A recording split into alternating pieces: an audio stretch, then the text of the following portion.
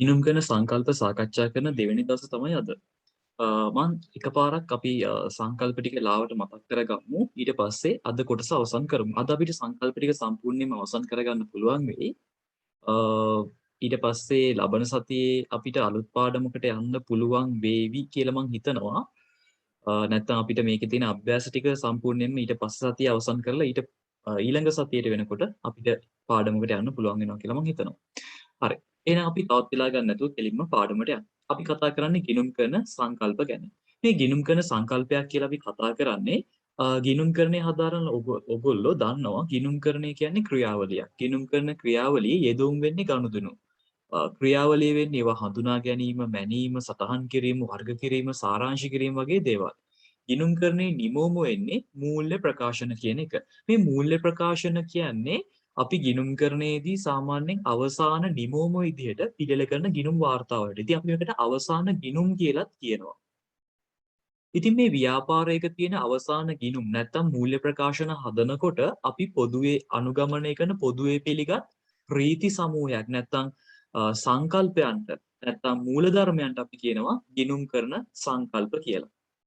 මේක උපකල්පනයක් වුණත් වෙන්න පුළුවන්. මූල්‍ය ප්‍රකාශන පිළිල කිරීමේදී හා ඉදිරිපත් කිරීමේදී යොදා ගන්නා උපකල්පනයක් වෙන්න පුළුවන්, රීතියක් වෙන්න පුළුවන්. අපි කියනවා ගිණුම් කරන සංකල්ප කියලා. අපි ගිය සතියේ කතා කළා ගිණුම් කරන සංකල්ප පිළිපැදීම. වැදගත් වෙන්නේ ඇයි? ගිණුම් කරන තොරතුරු වල ඒකාකාරී බව ආරක්ෂා කරගන්න, ගිණුම් කරන තොරතුරු වල ගිණුම් කරන තොරතුරු වල සංගතතාවය ආරක්ෂා කරගන්න, ප්‍රයෝජනවත්භාවය වැඩි කරගන්න, මෙන්න මේ වගේ කරුණු වලට අපි ගිණුම් කරන සංකල්ප භාවිතා කරනවා කියලා ගිය සතියේ අපි සංකල්ප කීපයක්ම සාකච්ඡා කිරීම කළා. හරි. අ, අපි තව පාරක් ඒ ටික මතක් කරගෙන සාකච්ඡා කරමු.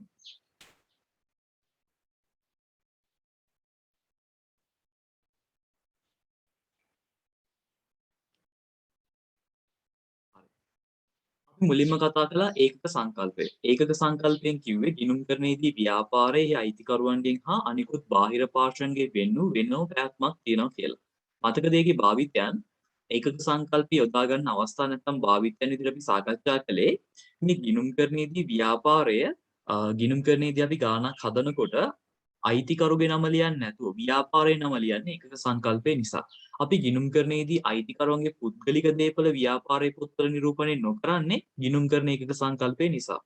ඊට පස්සේ ගත්තොත් එහෙම ව්‍යාපාරයක හවුල් ව්‍යාපාරයක ජංගම ගිණුම් ප්‍රාර්ථන ගිණුම් වර්ගීකරණය හවුල් ව්‍යාපාරයක ඒක පුද්ගල ව්‍යාපාරයක ආදායම් බදු ගෙවීම බැනිලි ලෙස සලකන්නේ. මෙන්න මේ ඒකක සංකල්පය නිසා. මේ විදිහට අපි මේ සතියේ සාකච්ඡා කිරීම කළා. ඊට පස්සේ අපි කතා කළා අඛණ්ඩ පැවැත්මේ සංකල්පය. අඛණ්ඩ පැවැත්මේ සංකල්පයෙන් අපි කතා කළේ ව්‍යාපාරයේ දිගින් දිගට පවත්වන ව්‍යාපාරයක් වශයෙන් අනාගත දැකිය හැකි කාලයක් සඳහා අඛණ්ඩව තියෙනවා කියන එක. මෙන්න මේ සංකල්පය නිසා තමයි අපි වත්කම් වගකීම් හිමිකම් ගිණුම් ඉදිරියට අරගෙන ගියේ. ඊට පස්සේ මෙන්න මේ සංකල්පය නිසා තමයි අපි ව්‍යාපාරයක මූල්‍ය තත්ත්ව ප්‍රකාශනයේ පිළිල කරනකොට ජංගම නොවන වත්කම් ජංගම වත්කම් වර්ගීකරණය කළේ. මේ සංකල්පය නිසා තමයි අපි මූල්‍ය තත්ත්ව ප්‍රකාශනයක ජංගම වගකීම් ජංගම නොවන වගකීම් වර්ගීකරණය කළේ. මේ සංකල්පය නිසා තමයි අපි හවුල් ව්‍යාපාරයක ප්‍රාක්ෂණ ගිණුම් ජංගම ගිණුම් වර්ගීකරණය කළේ. මේ සංකල්පය නිසා තමයි අපි ව්‍යාපාරයක සිදුවන වියදම් ප්‍රාක්ෂණ වියදම් අයබාර වියදම් විදිහට වර්ගීකරණය කළේ. මේ සංකල්පය නිසා තමයි අපි ෂෙයා කිරීමට පදනම සැපීමක් කරේ. ඊට පස්සේ අපි කතා කළා කාලච්ඡේද සංකල්පය. කාලච්ඡේද සංකල්පයෙන් අදහස් කරන්නේ ව්‍යාපාරය අර අඛණ්ඩ වූ ජීවිත කාලයක් තියෙනවා කියලා කිව්වේ. ඒ අඛණ්ඩ වූ ජීවිත කාලය කුඩා කොටස් වලට බෙදලා අපි ගණන් හදනවා කියන එක. නැත්නම් ව්‍යාපාරයක වූ අඛණ්ඩ වූ ජීවිත කාලය කුඩා කොටස් වලට බෙදනවා කියන එක තමයි මේ සංකල්පයෙන් කතා කරන්නේ. මේ සංකල්පය නිසා තමයි අපි අර දිනෙන් අවසන් වර්ෂය සඳහා කියලා ලියන්නේ ගානක් උඩින්. ඊට පස්සේ දිනට කියලා ඒ කියන්නේ මේ කාලයක් නිරූපණය වෙනවා කියන අදහස ගන්නෙ මේ සංකල්පයෙන්. ඊට පස්සේ අපි කතා කළා මූල්‍ය මිනිම් සංකල්පය. මූල්‍ය මිනිම් සංකල්පයෙන් කිව්වේ මොකක්ද? මුදලින්ම අයින්න පුළුවන් දේවල් විතරයි ඉදිරිපත් කරන්නේ. මුදලින්ම අයින්න බැරි දේවල් ඉදිරිපත් කරන්නේ නැහැ. නමුත් ඒවා තීරණ ගන්න ප්‍රයෝජනවත් වෙනවා. ගිණුම් කරණයෙන් සපයන්නේ මුදලින්ම අයින්න පුළුවන් දේවල් විතරයි කියන එක. මේ සංකල්පය නිසා තමයි අපි ගාණක් හදද්දී උටින් රුපියල් කියලා දාන්නේ. ඊට පස්සේ අපි කතා කළා උචි සංකල්පය. උචි සංකල්පයෙන් කිව්වේ මොකක්ද? උචි සංකල්පයෙන් කිව්වේ ලැබුණා හෝ නොලැබුණා, ගෙව්වා හෝ නොගෙව්වා කාල සීමාවට අදාළ ආදායම් සහ වියදම් සැලකිලිට ගන්න ඕන කියන එක. මේක නිසා තමයි අපි ණය ගැතියෝ ණය හිමියෝ හඳුනාගත්තේ. හම්බෙන්න තියෙන කට්ටිය ණය ගැතියන්.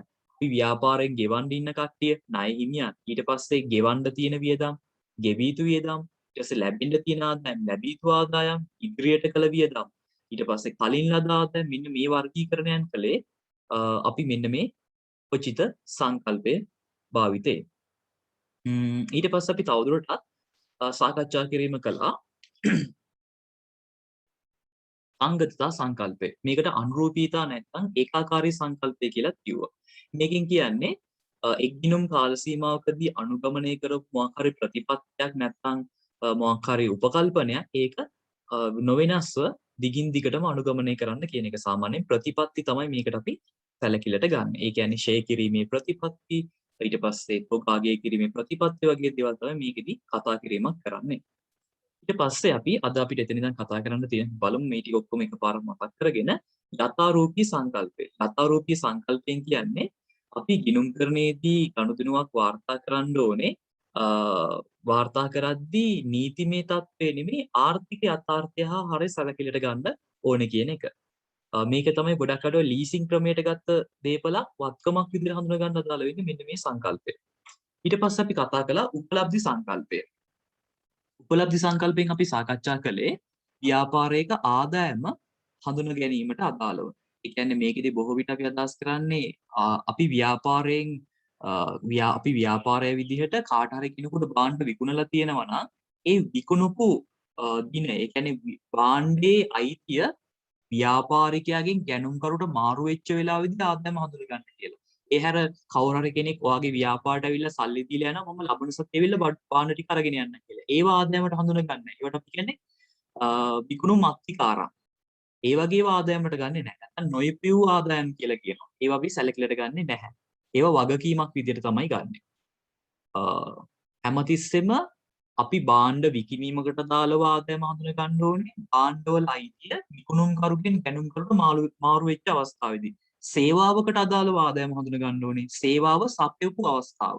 නැත්නම් කවුරු හරි කෙනෙක් අපි හිතමු ප්‍රවාහන සේවා සපයන ව්‍යාපාරයක් කියලා කවුරු හරි කෙනෙක් ඇවිල්ලා අපි මේ ලබන සතියේ හයර් එකක් යමු කියලා අපිට සල්ලි ටිකක් දීලා යනවා. ඒව ගන්න බෑ ආදායමට. මොකද අපි තාම සේවාව සපයලා නැහැ. හැමතිස්සෙම මේකෙදි කියන්නේ ආදායම උපලබ්ධි වුණාට පස්සේ නැත්නම් උපලබ්ධි වුණා වෙන්න පුළුවන් අවස්ථාවකදී නැත්නම් සේවාව සැපයුවට පස්සේ භාණ්ඩයක් නම් අයිතිය මාරුණාට පස්සේ ආදායම හඳුනා ගන්න කියන එක. ඉතින් භාවිතයන් ටිකවත් පාඩම් කරගත්තා නම් ඔයගලන්ට ඇති. මේවා A level paper එකට එනවා. ඊට පස්සේ අපි කතා කළා ගැලපුම් සංකල්පය. ගැලපුම් සංකල්පයෙන් අදහස් කරන්නේ වියදම හඳුනා ගන්න. වියදම හඳුනා ගන්න හැමතිස්සෙම ව්‍යාපාරයේ ආදායමට අදාළව වියදම හඳුනා ගන්න කියන එක තමයි මේකෙන් කියන්නේ. ඊට පස්සේ අපි කතා කළා විචක්ෂණ සංකල්පය නැත්නම් ආරක්ෂණ සංකල්පය. මේකෙන් කියන්නේ ව්‍යාපාරයක වත්කම් ආදායම් වැඩියෙන් පෙන්වන්න එපා. වගකීම් වියදම් අඩුවෙන් පෙන්වන්න එපා. මෙන්න මේක තමයි මේකෙන් කියන්නේ. අපි බලමු අද මේ ටික කතා කරමු. ඊට පස්සේ ප්‍රමාණාත්මක සංකල්පය. ප්‍රමාණාත්මක සංකල්පයෙන් කියන්නේ ව්‍යාපාරයක මේ ආර්ථික තීරණ ගන්න පාර්ශවයන්ගේ ආර්ථික තීරණ කෙරෙහි බලපාන සියලුම කරුණු ඒ කියන්නේ ප්‍රමාණාත්මක සියලුම කරුණු මූල්‍ය ප්‍රකාශන තුල ඉදිරිපත් කරන්න ඕනේ කියන එක. මෙන්න මේ සංකල්පය නිසා තමයි අධ්‍යක්ෂකවරයෙක් වගේ කෙනෙක් පුංචි ණය මුදලක් අරගෙන තිබ්බත් අපි ඒක ව්‍යාපාරයේ පෙන්වන්නේ. මේ සංකල්පය නිසා තමයි අපි ඔය ස්ටෙප්ලර් එකක් පංච එකක් වගේ ගත්ත වෙලාවදීම වියදමක් විදිහට සලකන්නේ. මොකද ඔය ස්ටෙප්ලර් එකක් පංච එකක් වගේ ගත්තොත් සාමාන්‍යයෙන් ජංගම නොවනවත්කමක් විදිහට සලකනවා. ඒ කියන්නේ මාස 12කට වඩා වැඩි කාලයක් තියෙනවා. නමුත් මේ ස්ටෙප්ලර් එකක් පංච එකක් එච්චර අර තීරණ ගන්න බලපෑමක් වෙන්නේ නැහැ ව්‍යාපාරේ. ඒක නිසා ගත්ත වෙලාවෙම වියදමක් විදිහට සලකන. ඒ කියන්නේ ප්‍රමාණාත්මක බව, වැදගත් භවයේ සංකල්පය කියලා කියනවා ඒකට. ඊට පස්සේ ඓතිහාසික විරය සංකල්පය. මේ සංකල්පයෙන් කියන්නේ අපි දේපලක් වාර්තා කරනකොට පිරිවැයට ගත්ත ගානට ලියන්න කියන එක. අනාවරණ සංකල්පය. මේ සංකල්පයෙන් අපි කතා කරන්නේ මූල්‍ය ප්‍රකාශන වල වැදගත් තොරතුරු සියල්ලම හෙළිදරව් කරන්න කියන එක.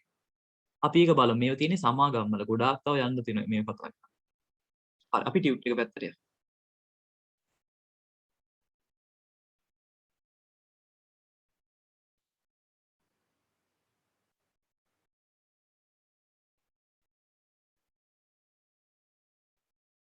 අද මම මේක ඉවර කරනවා. මේ පාඩමින් පස්සේ තමයි ළමයි තියෙන්නේ ටිකක් අමාරු පාඩමක් ඈ. ඊට පස්සේ පාඩම් ටික ඔක්කොම එච්චර ප්‍රශ්නයක් නැහැ. ගැටලුවක් නැහැ. මේකෙන් පස්සේ පාඩම තමයි ගොඩාක් මං කරන්නේ. ඔව් සෑහෙන්න කරන්න තියෙනවා මේ පාඩම. හරි. ඒක නිසා හොඳට පාඩම් කරගන්න මේ දක්වා තියෙන ටික. අපි ඊට පස්සේ වැඩි කරගමු. මොනවා හරි අපැහැදිලි තැනක් තියෙනවා නම් අහන්න හැමදාම පාඩම් කරනකොට ඔයගොල්ලෝ. හරි. අපි එනම් 6 වෙනි එකේ ඉඳන් කතා කරමු.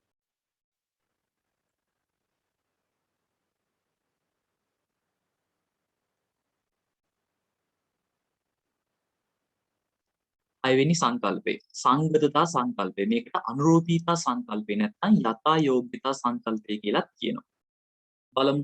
ඔයගොල්ලෝ මේ සමානාචරණ ටිකත් එක්කම මතක තියාගන්න. ඔයගොල්ලන්ට පුළුවන් නම් මේ සංකල්ප වලින් පොඩි ෂෝට් නෝට් එකක් හදාගන්න. මේ සංකල්ප වලින් වනේ ෂෝට් නෝට් එක තමයි සංකල්පයට තියෙන සමාන වචන ටිකයි සංකල්පයේ භාවිතයන් ටික. එච්චරයි ඕනේ ඔයගොල්ලෝ. වෙන මුකුත් වැඩක් නැහැ. සංගතතා සංකල්පය. එක් ගිනුම් කාල පරිච්ඡේදයකදී භාවිතා කළ ගිනුම් ප්‍රතිපත්තීන් හා ක්‍රම අඛණ්ඩව සෑම ගිනුම් කාල පරිච්ඡේදයකදීම යොදාගත යුතු බව. අපි ඒක highlight කරගමු.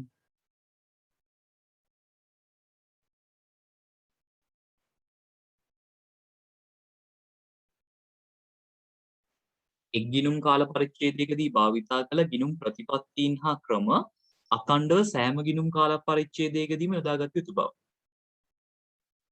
ඒ කියන්නේ අපි එක කාලයකදී යොදාගත්ත මොකක් ගානක් හදන්න පාවිච්චි කරපු ක්‍රමයක් කාලෙන් කාලට වෙනස් කරන්නේ නැතුව දිගින් දිගට මේක අනුගමනය කරන්න නැත්නම් යොදා ගන්න කියන එක තමයි මේකෙන් කියන්නේ. එනම් තෝරාගත් ගිණුම් කරන ප්‍රතිපත්ති වෙනස් නොකර සෑම ගිණුම් වර්ෂයකදීම යොදාගත යුතුය. නමුත් ව්‍යාපාරයක් දිගින් දිගටම අනුගමනය කරමින් පැවති ගිණුම් කරන ප්‍රතිපත්තියක් වෙනස් කළ හැකි අවස්ථාද තියෙනවා. එතකොට ඔයාගෙන් අහන්න පුළුවන් අපි මේ දක්වා කරපු එකක් ඇත්තටම කවදාකවත් වෙනස් කරගන්න බැරිද? දැන් ඔයා කල්පනා කරයි මේ ගිණුම් ප්‍රතිපත්තීන් කියන්නේ මොකක්ද? මම ප්‍රතිපත්තීන් දෙකක් ඕගොල්ලන්ට කියන්නම්. ගිණුම් කරනදී අපි භාවිතා කරන ප්‍රධාන ප්‍රතිපත්තීන් හා ක්‍රම දෙකක් තියෙනවා. ඔයගලන්ට අදාළ වෙන ඒවා දෙකක් තියෙනවා. මම ඒක ලියලා පෙන්නන්නකෝ මෙතන. එකක් තමයි තොග.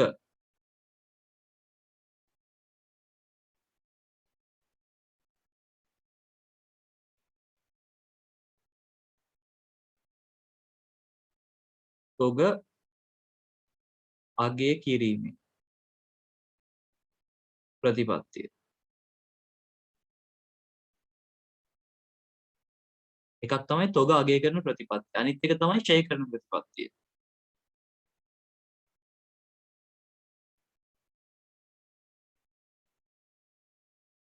මෙන්න මේ ප්‍රතිපත්ති දෙක තමයි ඔයගොල්ලන්ට තියෙන්නේ සාමාන්‍යයෙන්. තොග අගය කිරීමේ ප්‍රතිපත්තිය කියලා කියන්නේ ව්‍යාපාරයක තියෙන අවසාන තොගේ කොහොමද ගණනය කරන්නේ. ඒකට ක්‍රම දෙකක් තියෙනවා. ඕනනම් ඔයගොල්ලන්ට අවශ්‍යයි ඉන්නවනම් ලියා ගන්න. තොග අගය කිරීමේ ප්‍රතිපත්තිය දෙකක් තියෙනවා ක්‍රම.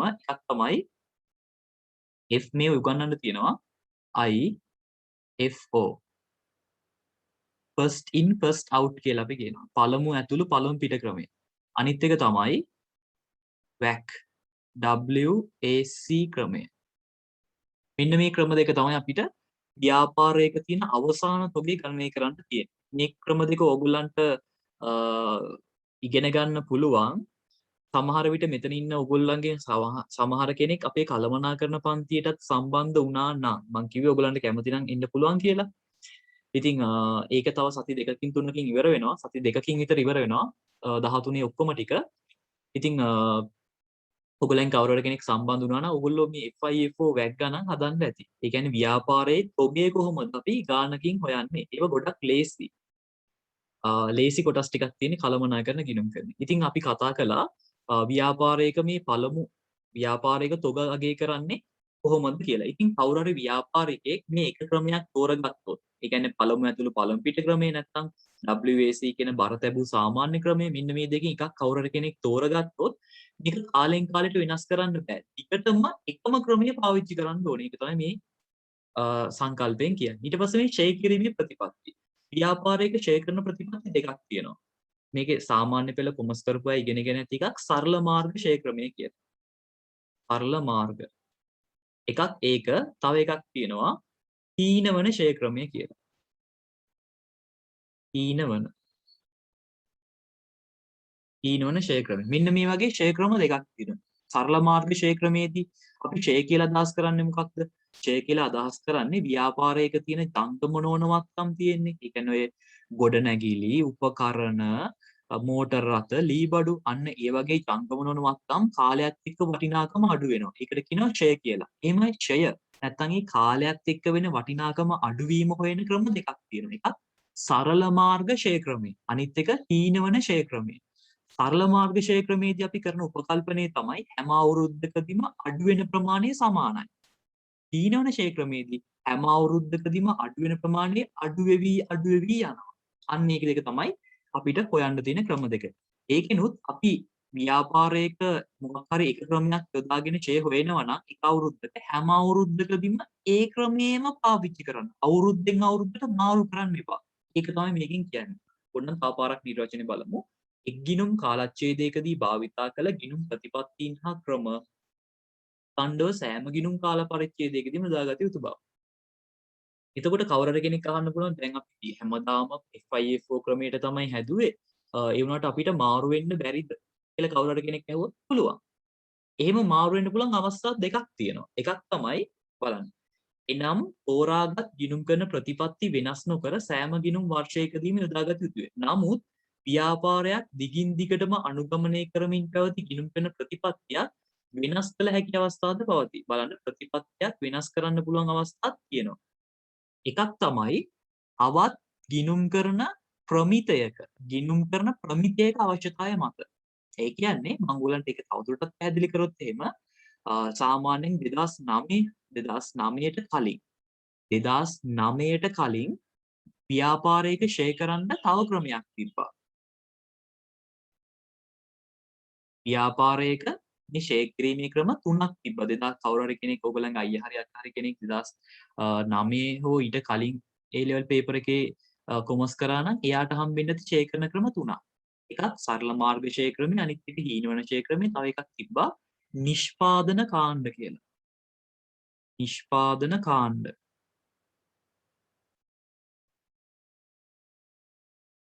මෙන්න මෙහිම තව ෂෙයා ක්‍රමයක් තිබ්බා. එතකොට මේ කාලයත් එක්ක මේ නිෂ්පාදන කාණ්ඩ මාත් ඉගෙනගෙන නැහැ ඒක. නිෂ්පාදන කාණ්ඩ කියන එක. මොකද අපිටත් තිබ්බේ නැහැ ඒවා.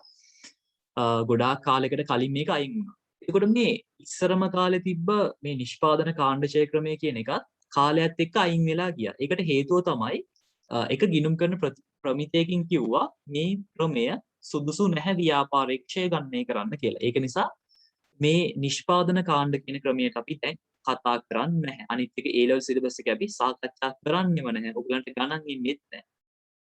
ඒක නිසා මේක වැඩක් නැහැ. මොකක් හරි ප්‍රතිපත්තියකින් කියලා තියෙනවා නම්, ඒ කියන්නේ මොකක් හරි ප්‍රමිතයකින් කියලා තියෙනවා නම් අපිට ප්‍රතිපත්තියක් වෙනස් කරන්න පුළුවන්.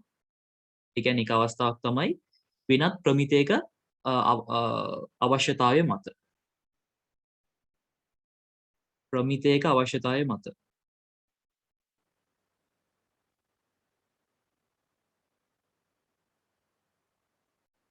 ප්‍රමිතයක අවශ්‍යතාවය මත වෙනස් කරන්න පුළුවන්. ආය අපිට මේ ප්‍රතිපත්තියක් වෙනස් කරන්න පුළුවන් ව්‍යාපාරයක තියෙන තව අවස්ථාවක් තියෙනවා. ඒක තමයි ඇවිල්ලා අපි ගත්තොත් එහෙම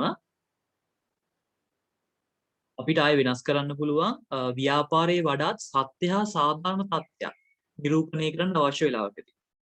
සත්‍ය හා සාධාරණත්වය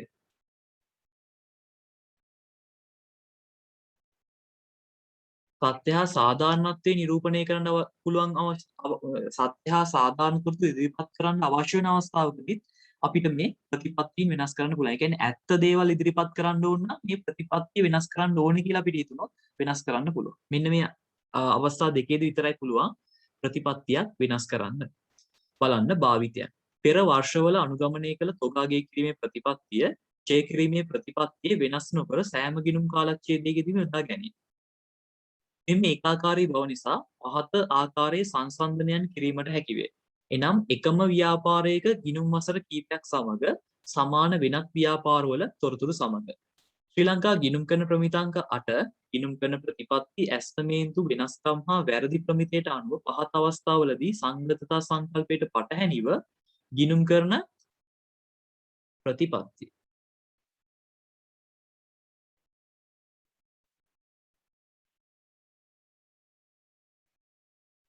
ප්‍රතිපත්ති වෙනස් කළ හැක. ඔයාලට මේකේ highlight කරගන්න පුළුවන් පහත අවස්ථාවලදී ගිණුම් කරන ප්‍රතිපත්ති වෙනස් කළ හැක කියන එක. වෙනත් ගිණුම් කරන ප්‍රමිතයක අවශ්‍යතාවය මත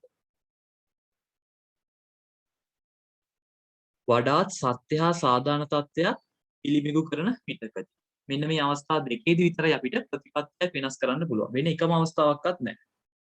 මේක A level paper එකේ මීට කලින් අහලා තියෙනවා. ගිණුම් කරන ප්‍රතිපත්තියක් වෙනස් කළ හැකි ආකාර දෙක මොකක්ද? මොනවද කියලා. ගිණුම් කරන ප්‍රමිතයක අවශ්‍යතාවය මත.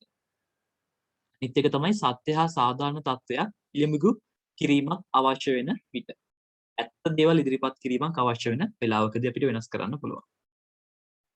හරි අපි බලමු 7 වෙනි සංකල්පය. මොන හරි ගැටලුවක් තියෙනවා නම් අපි කතා කරමු.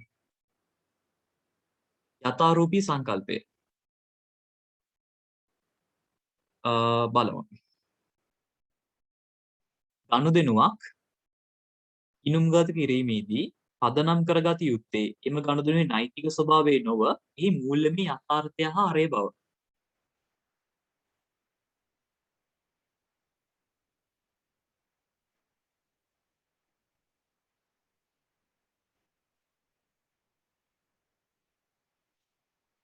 අපි ඒක highlight කරගමු.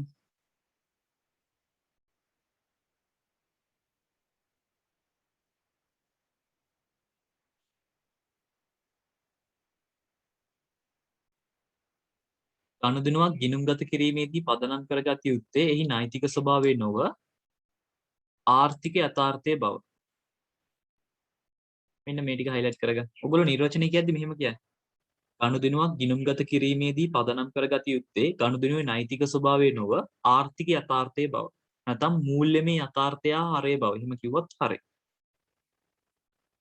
ඒ කියන්නේ හැඩය අභිබව යන ගිණුම් කරන යථාර්ථය විෂයානුගත භාවය කියලා කියන මේක තනි වචනකින් කියන්නේ විෂයානුගත භාවය. විෂයට අනුගත වෙනවා කියලා. ඒ කියන්නේ මෙහෙමයි ළමයි.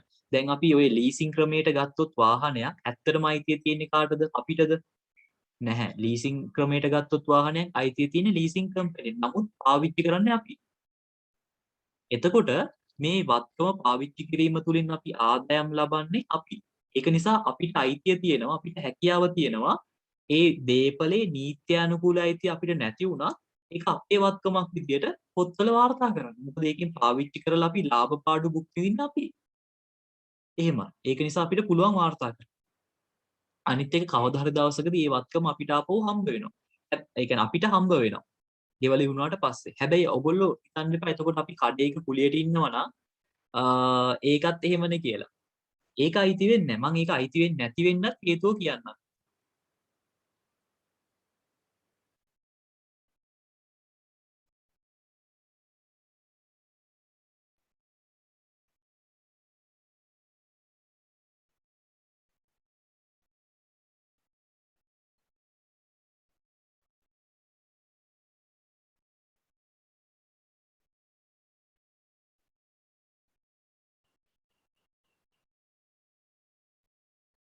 හරි. මේක හොයාගන්න මෙහෙමයි. හඳුනාගන්න මෙහෙමයි.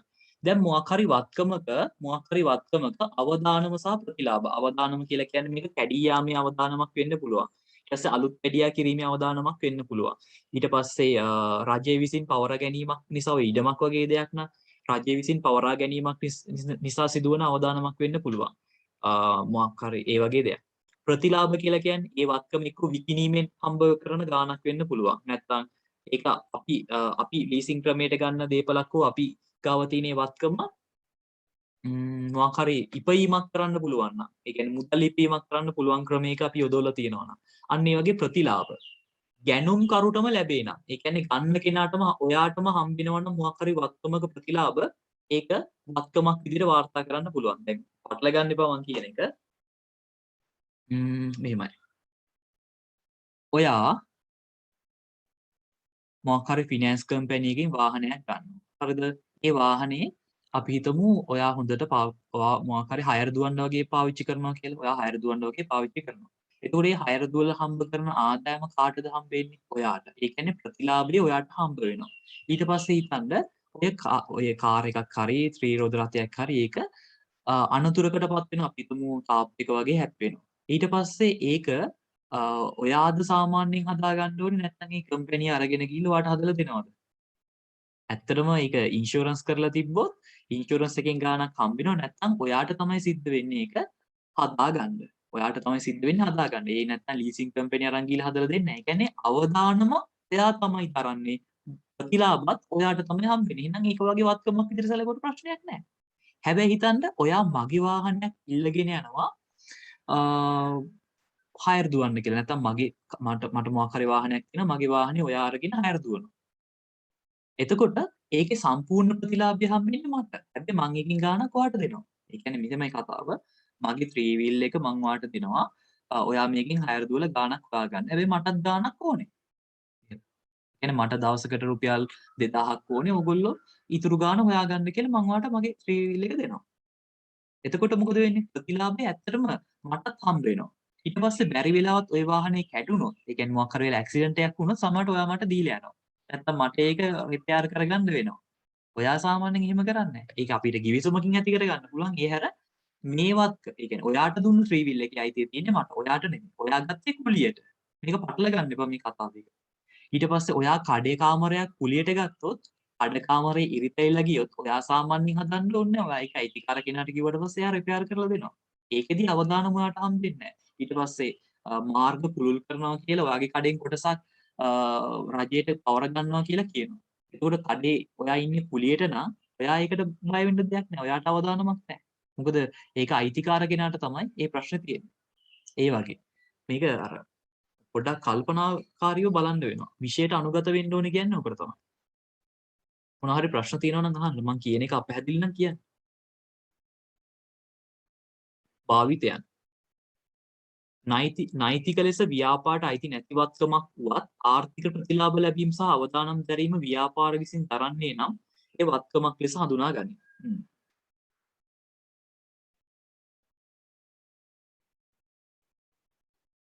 අපි ඒක highlight කරගමුද?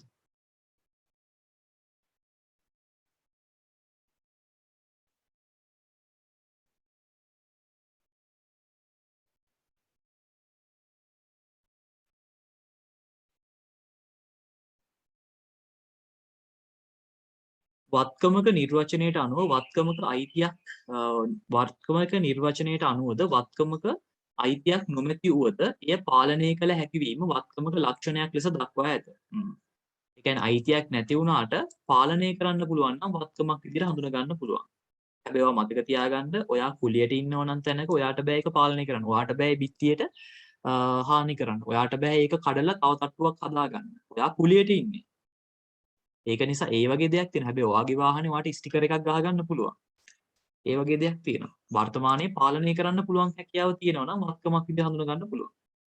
මූල්‍ය කල්බද්දට ගන්නා වත්කම් ගැනුම්කරුගේ පොත්වල වත්කමක් ලෙස හඳුනාගත යුතුයි. අන්න ඒක highlight කරගන්න.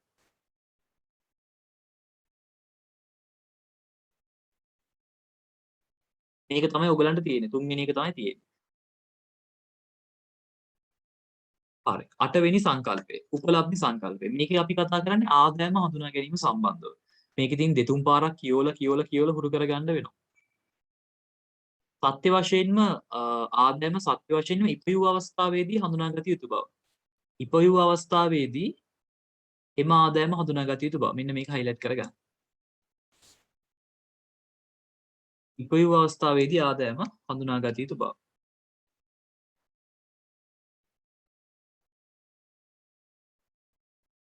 එනම් ඉපයූ ආදායමට දාලා මුදල් ලද විට, ඒ කියන්නේ උපලබ්ධි වූ විට හෝ උපලබ්ධි විය හැකි විට. ඒ කියන්නේ එක්කෝ සල්ලි හම්බුණාට පස්සේ ඒ ඉපයූ ආදායමට අදාළව ඉපයූ ආදායමට අදාළව සල්ලි හම්බුණාට පස්සේ ඒ කියන්නේ මගේ කඩෙන් බඩු ඕගොල්ලෝ ගත්තා නම් සල්ලි වලට ඔන්න මට ආදායම හඳුනා ගන්න පුළුවන්. මොකද මං ආදායම උපයලා. මොකද මගේ කඩෙන් ඕගොල්ලෝ බඩු ගත්තා. නැත්තම් උපලබ්ධි විය හැකි විට මගේ කඩෙන් බඩු ඕගොල්ලෝ ගත්තා සල්ලි පස්සේ දෙන්න කිව්වා. ඒත් ආදායම හඳුනා ගන්න පුළුවන්. මොකද මගේ කඩේ බාන්න ඉතිල්ලා ඉවරයි.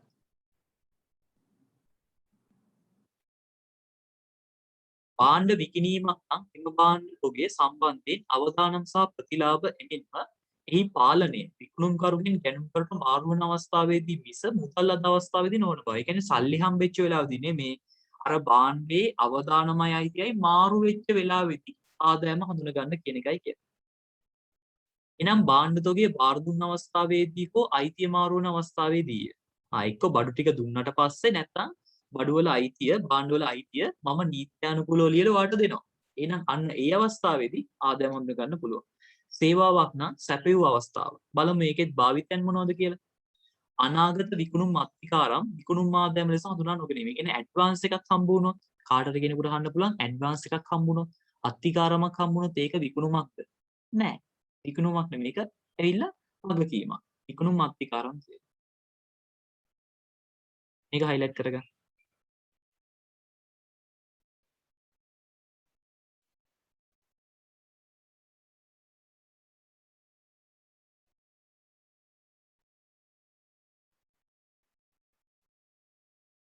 අංක 2. ණයට විකුණුම් ආදායමක්සේ සැලකීම. අපි ණයට විකිණීමක් කළොත් ඒක ආදායමක් විදිහට සලකන්න පුළුවන්. මුදලක් නොලැබුණද භාණ්ඩවල අයිතිය හුවමාරු වී එහි ප්‍රතිලාභ හා අවදානම ගැනුම්කරුට මාරු වී ඇති නිසා. ණයට විකුණුම් කියන එක ආදායමක් විදිහට හඳුනගන්න පුළුවන්. අංක 3. භාණ්ඩ විකුණා ඇතත් භාණ්ඩ රැගෙන ගොස් නොතිබීම ආදායමක්සේ හඳුනා ගැනීම. ඒ කියන්නේ භාණ්ඩ විකුණලා ඉවරයි අරගෙන ගිහිල්ලා නැහැ. ඒකත් ආදායමක් විදිහට හඳුනා ගන්න. විකිණීමේ හෝ ආපසු වීමේ පදනමට යවා ඇති භාණ්ඩ විකුණුම් ආදායමට නොගැනීම. නොගැනීම වෙන්නේ.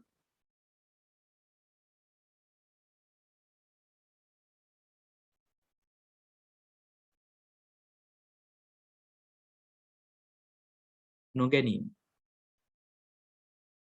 ඒ කියන්නේ විකිණීමේ හෝ අපසු වීමේ පදනම මත යවා ඇති භාණ්ඩ කියලා කියන්නේ අපි කාට හරි කෙනෙකුට කියනවා මේ භාණ්ඩ ටික විකුණලා දෙන්න. විකුණන්න බැරි වුණොත් ආපහු දෙන්න කියලා.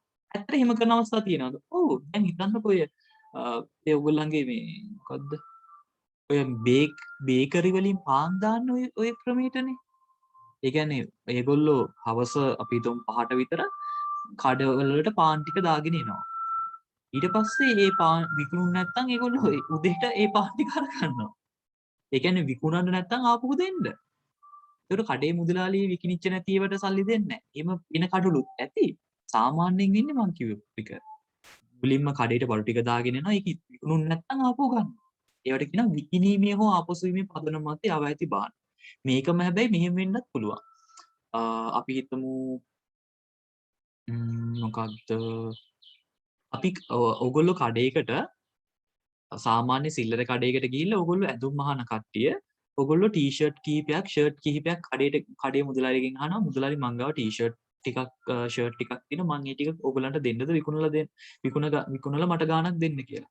එතකොට මුදලාලි සාමට කියන්න පුළුවන් අපෝ අපි මේ සිල්ලර බඩුනේ විකුණන්න ටී-ෂර්ට් ෂර්ට් විකුණන්න බෑ කියලා. ඉතින් වා කියන්න පුළුවන් හරි මට සල්ලි ඕනේ නැහැ. ඕගොල්ලෝ කඩේ එල්ලලා තියාගන්න මේක විකුණුනොත් කවුරු කෙනෙක් ඇවිල්ලා මේක අරගත්තොත් මට සල්ලි දෙන්න මේක විකුණුනේ නැත්තම් මේ මාසේ අන්තිම මට ආපහු දෙන්න. අන්න ඒවට කියන්නේ විකිණීමේ හෝ ආපසු වීමේ පදනම මත යවන භාණ්ඩ. එතකොට මම කාට හරි කෙනෙකුට විකුණන්න නැත්තම් ආපහු දෙන්න කියලා බඩු ටිකක් දීලා આવොත් ඒක මගේ විකුණුම් වලට ගන්න එක සාධාරණ නෑ. මොකද ඒක විකිණලා නෑනේ. මම කියන්නේ මේක විකුණන්න බැරව ගියොත් ආපහු දෙන්න. අන්න ඒව විකුණුම් විදියට ගන්න එපා. නේ? විකිණීමේ හෝ ආපසු වීමේ පදනම මත යවා ඇති භාණ්ඩ විකුණුම් මාධ්‍යමට නොගැනීම. ඒකත් ඕනනම් highlight කරගන්න පුළුවන්. ඊට පස්සේ තියෙන ඔන්න ටිකක් ලොකු සංකල්පයක්. මේකේ අභ්‍යාස කීපයක් තියෙනවා මම ඒ ටික කරන්න යන්නේ නැහැ. මොකද මේක උගලන්ට දැම්ම කළාට තේරෙන්නේ නැහැ. මොකද මේ ටිකත් මම දන්නවා ගොඩක් අය කැමති නැහැ කියලා මේ තියරි පාඩම් වලට ගොඩක්. අද ගොඩක් අය සයින් නැහැ ගින්න බැරි වෙනවා කියලා මට කිව්වා. මගිනුත් වෙලාව වැරදුනානේ. වෙලා වැරදිටනේ දාලා තිබ්බ ඔයගොල්ලන් ලින්ක් එකේ. එහෙම එනවා ඉතින් හදිස්සියට වෙලාව වැරදිලා දැමෙනවා ඉතින්.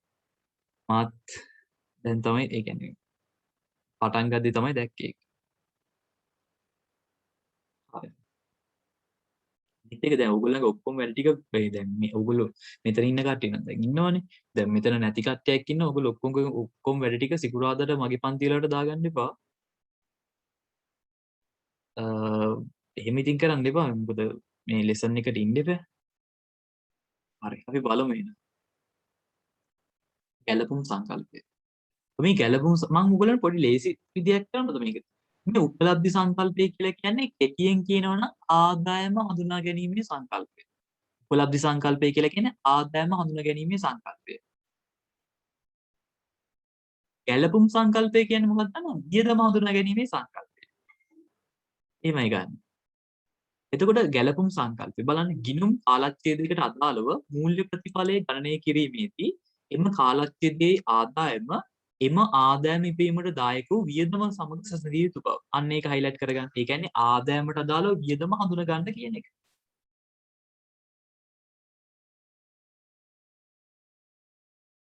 ගිණුම් කාලච්ඡේදයකට අදාළව මූල්‍ය ප්‍රතිඵලය ගණනය කිරීමේදී ගිණුම් කාලච්ඡේදයේ ආදායම එම ආදායම ඉපීමට දායක වූ වියදම සමග සැසඳිය යුතු බව.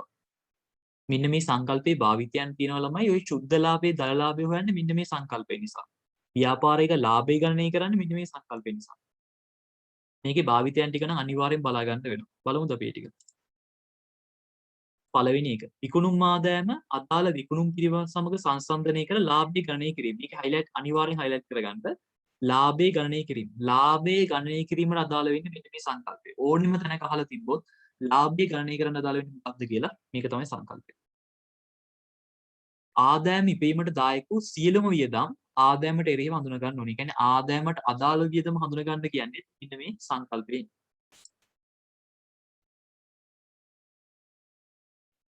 ආදායම ඉපීමට අදාළව භාවිතා කළ සියලුම ස්ථාවරවත්කම් වල ෂෙයා වියදම් පෙළදීම. ෂෙයා කියන වියදම ගලපන්න. ෂෙයා කියන වියදම ගලපන්න අදාළ වෙන්නේ මෙන්න මේ සංකල්පය. ෂෙයා කියන වියදම ගලපන්න අදාළ වෙන්නේ මේ සංකල්පය. බලමු මම ප්‍රශ්න වලින් ආයෙ පාරක් කියා දෙන්නම් මෙන්න. ඔන්න වැදගත්ම එකක්. විකුණුම් පිරිවැය සෙවීමේදී අවසාන තුගේ අඩු කිරීම. මෙන්න මේක අනිවාර්යෙන් highlight කරගන්න. මේක අවුරුදු කීපයකම ඇවිල්ලා තියෙනවා. මම ඔයගොල්ලන්ගේ අර Telegram එකේ දැම්ම මේකෙන් ප්‍රශ්නයක්.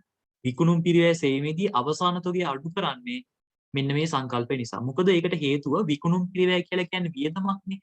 වියදමක් මේ විකුණුම් පිරිවැය හොයනකොට අවසාන තුගේ කියන්නේ විකිණිච්ච නැති භාණ්ඩ ටික. ඉතින් විකිණිච්ච නැති භාණ්ඩ ටික විකුණුම් පිරිවැය තුල තියෙන්න බෑනේ. ඒක නිසා විකුණුම් පිරිවැයෙන් අවසාන තුගේ අඩු කරන්නේ මෙන්න මේ සංකල්පය නිසා. මේක නම් අහලම තියෙනවා ඊට කලින් කුණුම් පිරියස් වලදී අවසාන තොගේ ගලපන්නේ මොන සංකල්පය නිසාද කියලා. මම පෙන්න දෙකින් ප්‍රශ්නයක්. අපිට කොහොමද අද කළ හැකි උනට මම පෙන්නන්න.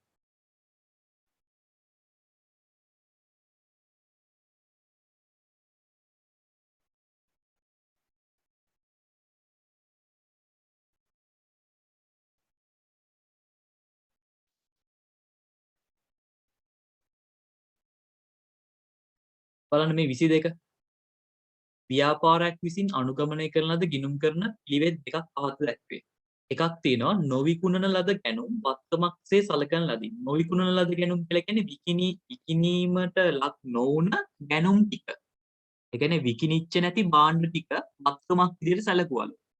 උපලබ්ධි වූ නමුත් උපයා නොමැති ආදායම් වගකීමක් ලෙස සැලකුවලු. උපලබ්ධි වූ නමුත් කියන්නේ සල්ලි හම්බ වුණාට උපේලා නැහැ. ඒ කියන්නේ අපි සේවාව සපයලා නැහැ. සල්ලි ටික විතරයි අරගෙන තියෙන්නේ. ඒක වගකීමක් විදිහට සැලකුවලු. මේ දෙකම අපි කරලා තියෙන්නේ දැන්.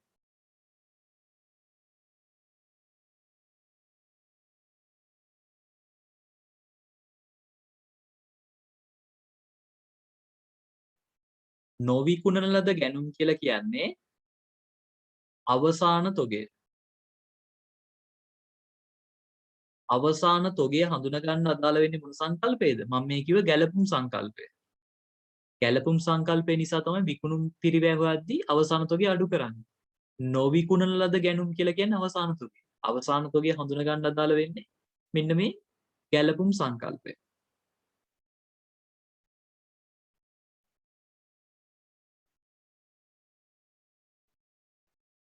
ඔය උපලබ්ධි වූ නමුත් ඒ කියන්නේ සල්ලි හම්බ වුණාට උපයා නොමැති ආදායම් වගකීමක් ලෙස හඳුනා ගන්න සලකන ලදී. ඒකට මොකක්ද අදාළ වෙන්නේ? උපලබ්ධි සංකල්පය. ආදායම හඳුනා ගන්න අදාළ වෙන්නේ ඒකනේ. දැන් අහලා තියෙන්නේ මොකක්ද? ඉහත ගිණුම් කරන පිළිවෙත් පිළිබඳ ඔබ එකඟ වන්නේද නැත් යන්න සඳහන් කරන්න. එන්න එක් එක් අවස්ථාවේදී යොදා ගන්නා හෝ කඩ කරන ලද ගිණුම් කරන සංකල්පය පැහැදිලි කරන්න. අපි ගත්තොත් පළවෙනි එකට අපිට කියන්න පුළුවන් එකඟ වෙනවා කියලා. මොකද විකිණලා නැත්නම් වත්කමක් විදිහට සලකන්න පුළුවන්. එකඟ වේ. උපලබ්ධි වූ නමුත් උපයා නොමැති ආදායම් වගකීමක් ලෙස හඳුනා ගන්නා ලදී. ඒ කියන්නේ සල්ලි හම්බ වුණාට අපි සේවාව සපයලා නැත්නම් අපි වගකීමට බැඳෙනවා. වගකීමක් වෙනවා. එකඟ වේ. ඒකත් එකඟ වේ කියලා අපිට කියන්න පුළුවන්. ඉතින් මෙන්න මේ වගේ තමයි උත්තර ලියන්න තියෙන්නේ. එක එක ඒවා තියෙනවා එක එක.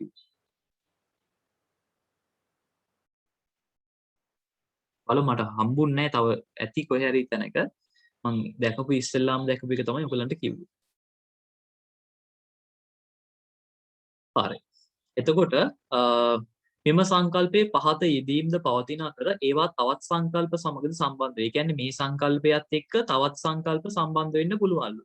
ආරක්ෂණ සංකල්පය, උපලබ්ධි සංකල්පය වගේ සංකල්ප. ඒ කියන්නේ අර ඔයගලන්ට මතක නම් අර එකම ගනුදෙනුවට උනත් සංකල්ප කීපයක් සම්බන්ධ වෙන්න පුළුවන් කියලා අපි සාකච්ඡා කළේ. අන්න ඒ අවස්ථාව තමයි තියෙන්නේ. ඒ අනුව මේ ගැළපුම් සංකල්පයේම තවත් විකල්ප කීපයක් දීලා තියෙන අවස්ථා කීපයක් අපි බලමු.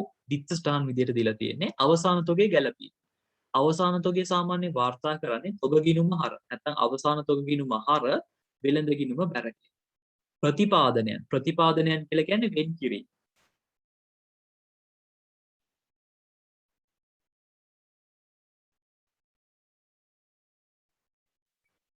වෙන් කිරීම කියන එක කරන්නේ වෙන් කිරීමක් කියලා කියන්නේ මොකක්ද දන්නවද? අනාගතේ ඇති වෙන්න පුළුවන් අනාගතේ ඇතිවිය හැකි අවදානමක් හෝ පාඩුවක් වෙනුවෙන් වර්තමාන ලාභේ කරන ඉවත් කිරීම. වෙන් කිරීම නැත්නම් ප්‍රතිපාදනයන් කරන්න දාලා වෙන්නේ මෙන්න මේ ගැළපුම් සංකල්පය. ඒක මතක තියාගන්න. එතකොට ඔය සේවක වන්දි වෙන් කිරීම, අඩමාන ණය වෙන් කිරීම. ඊට පස්සේ ගත්තොත් එහෙම ෂේ වෙන් කිරීම. අන්න ඒ වගේ දේවල් අපිට ගත්ත හැකි මෙන්න මේ ගැළපුම් සංකල්පයේ භාවිතයන් විදියට. ෂේට නම් ගොඩක් සංකල්ප අයිති. ඒක තියෙන විදිය බලන්න වෙනවා. අංක 3 අනාගත ආර්ථික ප්‍රතිලාභ ජනනය නොකර මේ තිස්සටන් ගැන වැඩි හිතන්න එපා. අපි මේවා කතා කරනවා ඉස්සරහදී ඔක්කොම කතා කරනවා. මේකදී ඔයගලන්ට මේ නිර්වචන ටික විතරයි කියා දෙන්න තියෙන භාවිතයන් එක්ක. තිස්සටන් ගැන හිතන්න එපා. ඒවා ඉස්සරහදී කතා කරමු. අංක 3 අනාගත ආර්ථික ප්‍රතිලාභ ජනනය නොකරන සියලුම වියදම් කාලච්ඡේදයේ වියදමක් ලෙස වාර්තා කෙරේ. ඒ කියන්නේ ඔය ව්‍යාපාරයට ප්‍රතිලාභ ලබා දෙන්නේ නැති මොනවා හරි තිබ්බොත් එහෙම ඒ කියන්නේ අපි ගාව මැෂින් එකක් තිබ්බා අපි මොකක් හරි අපි උපකරණයක් තිබ්බා ඒ උපකරණය අපි අවුරුදු 10ක් විතර පාවිච්චි කරලා රජය කියනවා මේ උපකරණ ඒ කියන්නේ මේ උපකරණය කියලා මේ උපකරණ ඊට පස්සේ පාවිච්චි කරන්න එපා. මම උදාහරණයක් කියන්නද?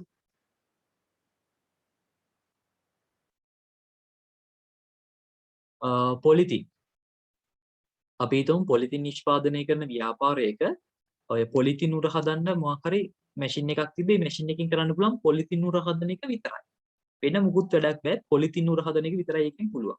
එතකොට රජය තීරණය කරනවා පොලිතින් නිෂ්පාදනය තහනම් කරනවා කියලා. එතකොට ඒකෙන් පොලිතින් ආශ්‍රිත උර නිෂ්පාදනය කිරීමේ හැකියාව නැති වෙනවා. එතකොට සමහරට ඒගොල්ලෝ වෙන මැටීරියල් එකක් පාවිච්චි කරලා උර හදයි. නමුත් අර මැෂින් එකේ පුළුවන්කම තිබ්බේ ඒ පොලිතින් වලට අදාළ අමුද්‍රව්‍ය ටික දාලා උර නිෂ්පාදනය කරන්න විතරයි. එතකොට ඒක දැන් වැඩක් නැහැ. ඒක නිසා ඒ වගේ ඒවා වියදමක් විදිහට සලකන්න පුළුවන්. මොකද තියාගෙන වැඩක් නැහැ. ඒ වගේ ගොඩාක් කතා තියෙන ව්‍යාපාර. අඩමාන ණය වෙන් කිරීම. අඩමාන ණය කියලා කියන්නේ අනාගතයේ මේ ණය සාමාන්‍යයෙන් ව්‍යාපාරයක ණයගැතියෝ ඉන්නවනේ. මේ ණයගැතියන්ගෙන් අපි නිශ්චිත වශයෙන්ම හම්බෙන්නේ නැත්නම් කියන්නේ බොල් ණය. හැබැයි ණයගැතියන්ගෙන් හම්බෙන්නත් පුළුවන් හම්බෙන්නේ නැති වෙන්නත් පුළුවන් නම් කියන්නේ අඩමාන ණය කියලා. මේ අඩමාන ණය වෙන් කරන්නේ ගැළපුම් සංකල්පය නිසා. බොල් ණය කපා හරින්නේ ගැළපුම් සංකල්පය නිසා. ඡේ වෙන් කරන්නේ ගැළපුම් සංකල්ප නිසා. ඔයාලට හොඳට බැලුවොත් දැන් මේකේ පේන්නේ මේ ප්‍රතිපාදනයන් කියන්නේ වෙන් කිරීමනේ. මේ වෙන් කිරීම වලට තමයි අදාළ වෙන්නේ මෙන්න මේ සංකල්පය වෙන් කිරීම.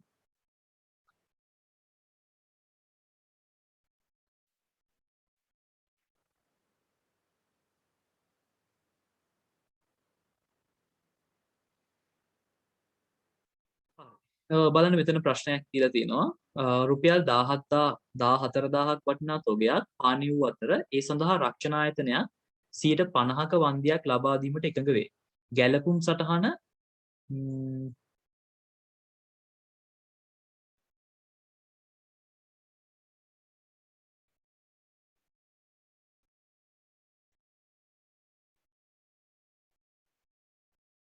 ගැලපුම් සටහන ලියා දක්වන්න කියලා තිබ්බනම් ඇති. ලාභයට වෙන බලපෑමක් ඕනේ. ඒක කපලා දාන්න කියලා. හරි. බලමු අපි මොකද වෙන්නේ කියලා.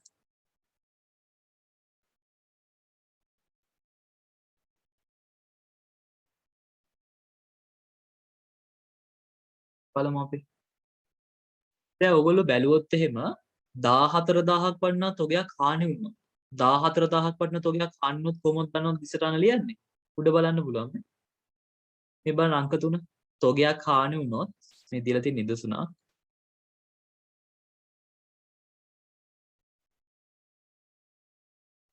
මේ දීලා තියෙන නිදසුනක් මේ උඩ එකට.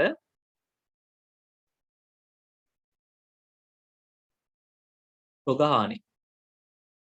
තොග හානි කියන එක වාර්තා කරන්නේ තොග හානි ගිණුම හර ගැනුම් ගිණුම බැර කියලා. මේකට වෙළඳ ගිණුම බැර කියලා කියන්නත් පුළුවන්. අපි මේ ඉස්සරහදී කතා කරන ඊළඟ පාඩමේ.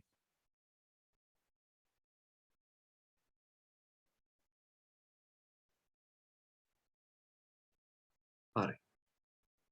එතකොට මේකේ කියනවා රුපියල් 14000ක් වටිනා තොගයක් හානි වූ අතර ඒ සඳහා රක්ෂණ ආයතනයක් 50%ක වන්දියක් ලබා දීමට එකඟ වේ.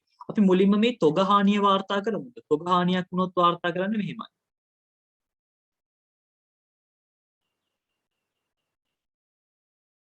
තොග හානි හර 14000යි. තොග හානි හර 14000යි. ගැනුම් ගිණුම බැර 14000යි. නැත්නම් වෙළඳ ගිණුම බැර 14000යි. ගැනුම් බැර වෙන්නේ මේ ගැනුම් ඇතුළේ තියෙන තොගයක් අඩු වෙන නිසා. ගැනුම් බැර 14000යි. මෙන්න මෙහෙම ලියන්න පුළුවන් තොගයක් හානි වුණා. දැන් මොකද කියන්නේ? හානි වෙලා විතරද? නැහැ. ඒ හානි වෙච්ච තොගයට 50%ක වන්දියක් රක්ෂණ ආයතනය දෙන්නම්. එතකොට මොකද වෙන්නේ? දීලාද රක්ෂණ වන්දිය? නෑ දෙන්නම් කියලා කියන්නේ. රක්ෂණ වන්දියක් දෙන්නම් කිව්වොත් කොහොමද දන්නවද ලියන්නේ? ලැබිය යුතු රක්ෂණ වන්දි හර. ලැබිය යුතු රක්ෂණ වන්දි හර.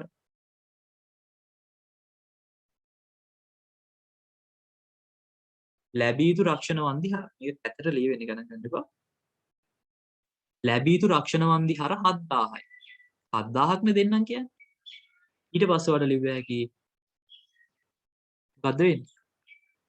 මුලින්ම 14000ක භාණ්ඩ හානි වුණා. භාණ්ඩ හානි වුණා නම් ලියන්නේ හානි වූ තොග හර 14000යි ගැනුම් බැර 14000යි. ගැනුම් බැර වෙන්නේ අර තොගේ අඩු වෙනවානේ හානි වෙලානේ. වැඩක් නැහැනේ විසි කරනවා. එහෙනම් ගැනුම් බැර වෙනවා. දැන් ඒ හානි වුණාට 150ක් දෙන්නලු රක්ෂණ ආයතනෙ. එහෙනම් දීලා නැහැනේ. දෙන්නම් කියලානේ කියන්නේ. එහෙනම් ලැබී යුතු රක්ෂණ වන්දි හර 7000යි. පිට වෙන පාඩුව මොකද වෙන්නේ?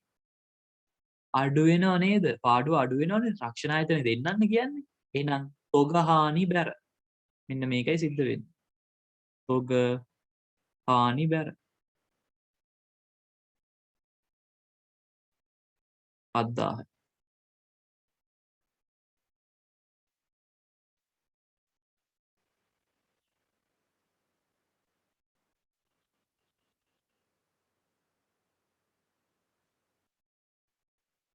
හරි හරි හරි. මෙහෙම මේ ඔයගොල්ලෝ මුලට ගිහිල්ලා එනවා නම් සමහරට ඔයගොල්ලන්ට අප්ඩේට් එකක් ඇවිල්ලා ඇති. සිග්නල් ඉෂුව වලට වඩා ගොඩක් වෙලා තියෙන අප්ඩේට් වල ඉෂුව ඒක නිසා පොඩ්ඩක් අප්ඩේට් එකක් තියෙනවා නම් අප්ඩේට් කරගන්න. ඒක හරියට. හරි. එතකොට මෙහෙම අපිට ලියන්න පුළුවන්. මම මේක ඔයගලන්ට ලියලා පෙන්නන්නම් මේ තනි සටහනක් විදියටත් මේක ලියා ගන්න ඕනේ ටියුට් එකේ.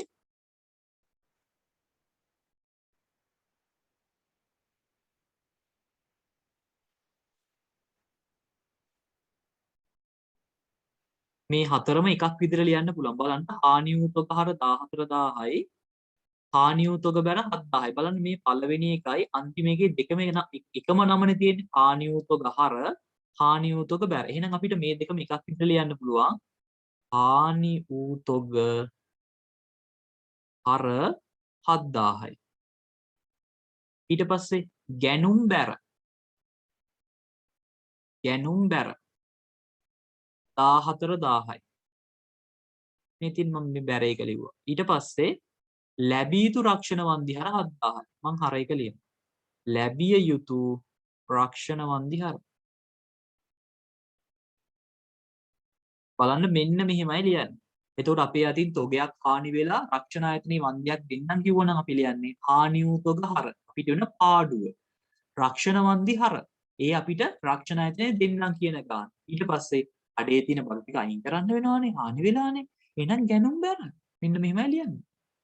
මේක ලියාගන්න. විනාඩියක් විතර දෙන්න. ඉක්මනින් ලියාගන්න. මේ දෙකම ලියන්න ඕනේ.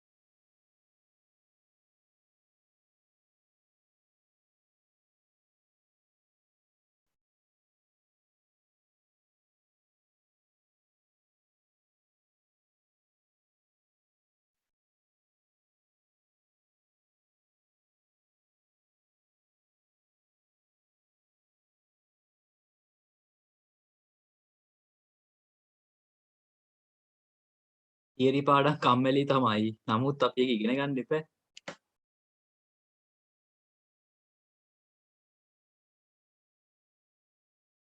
තියරි පාඩම් කම්මැලි නැති වෙන්න තිබ්බ අපේ සාමාන්‍ය පන්තියක් තිබ්බා. මොකද මම මේ ටික ඔක්කොම අහනවා ඔයගොල්ලන්ගේ. එහෙම කරන්න බෑනේ ඉතින්. අපි බලමුද ලියාගත්ත නේද?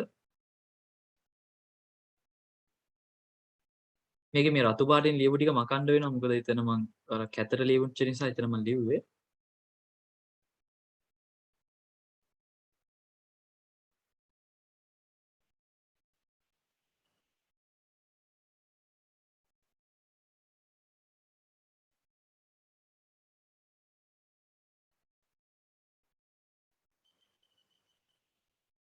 බලමුද?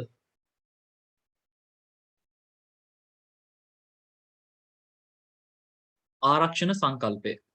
අපි මේකට විචක්ෂණ සංකල්පය කියලා කියනවා. ඔයගොල්ලෝ මේ වචනේ කියලා හුරු වෙන්න විචක්ෂණ සංකල්පය. ව්‍යාපාරයක මූල්‍ය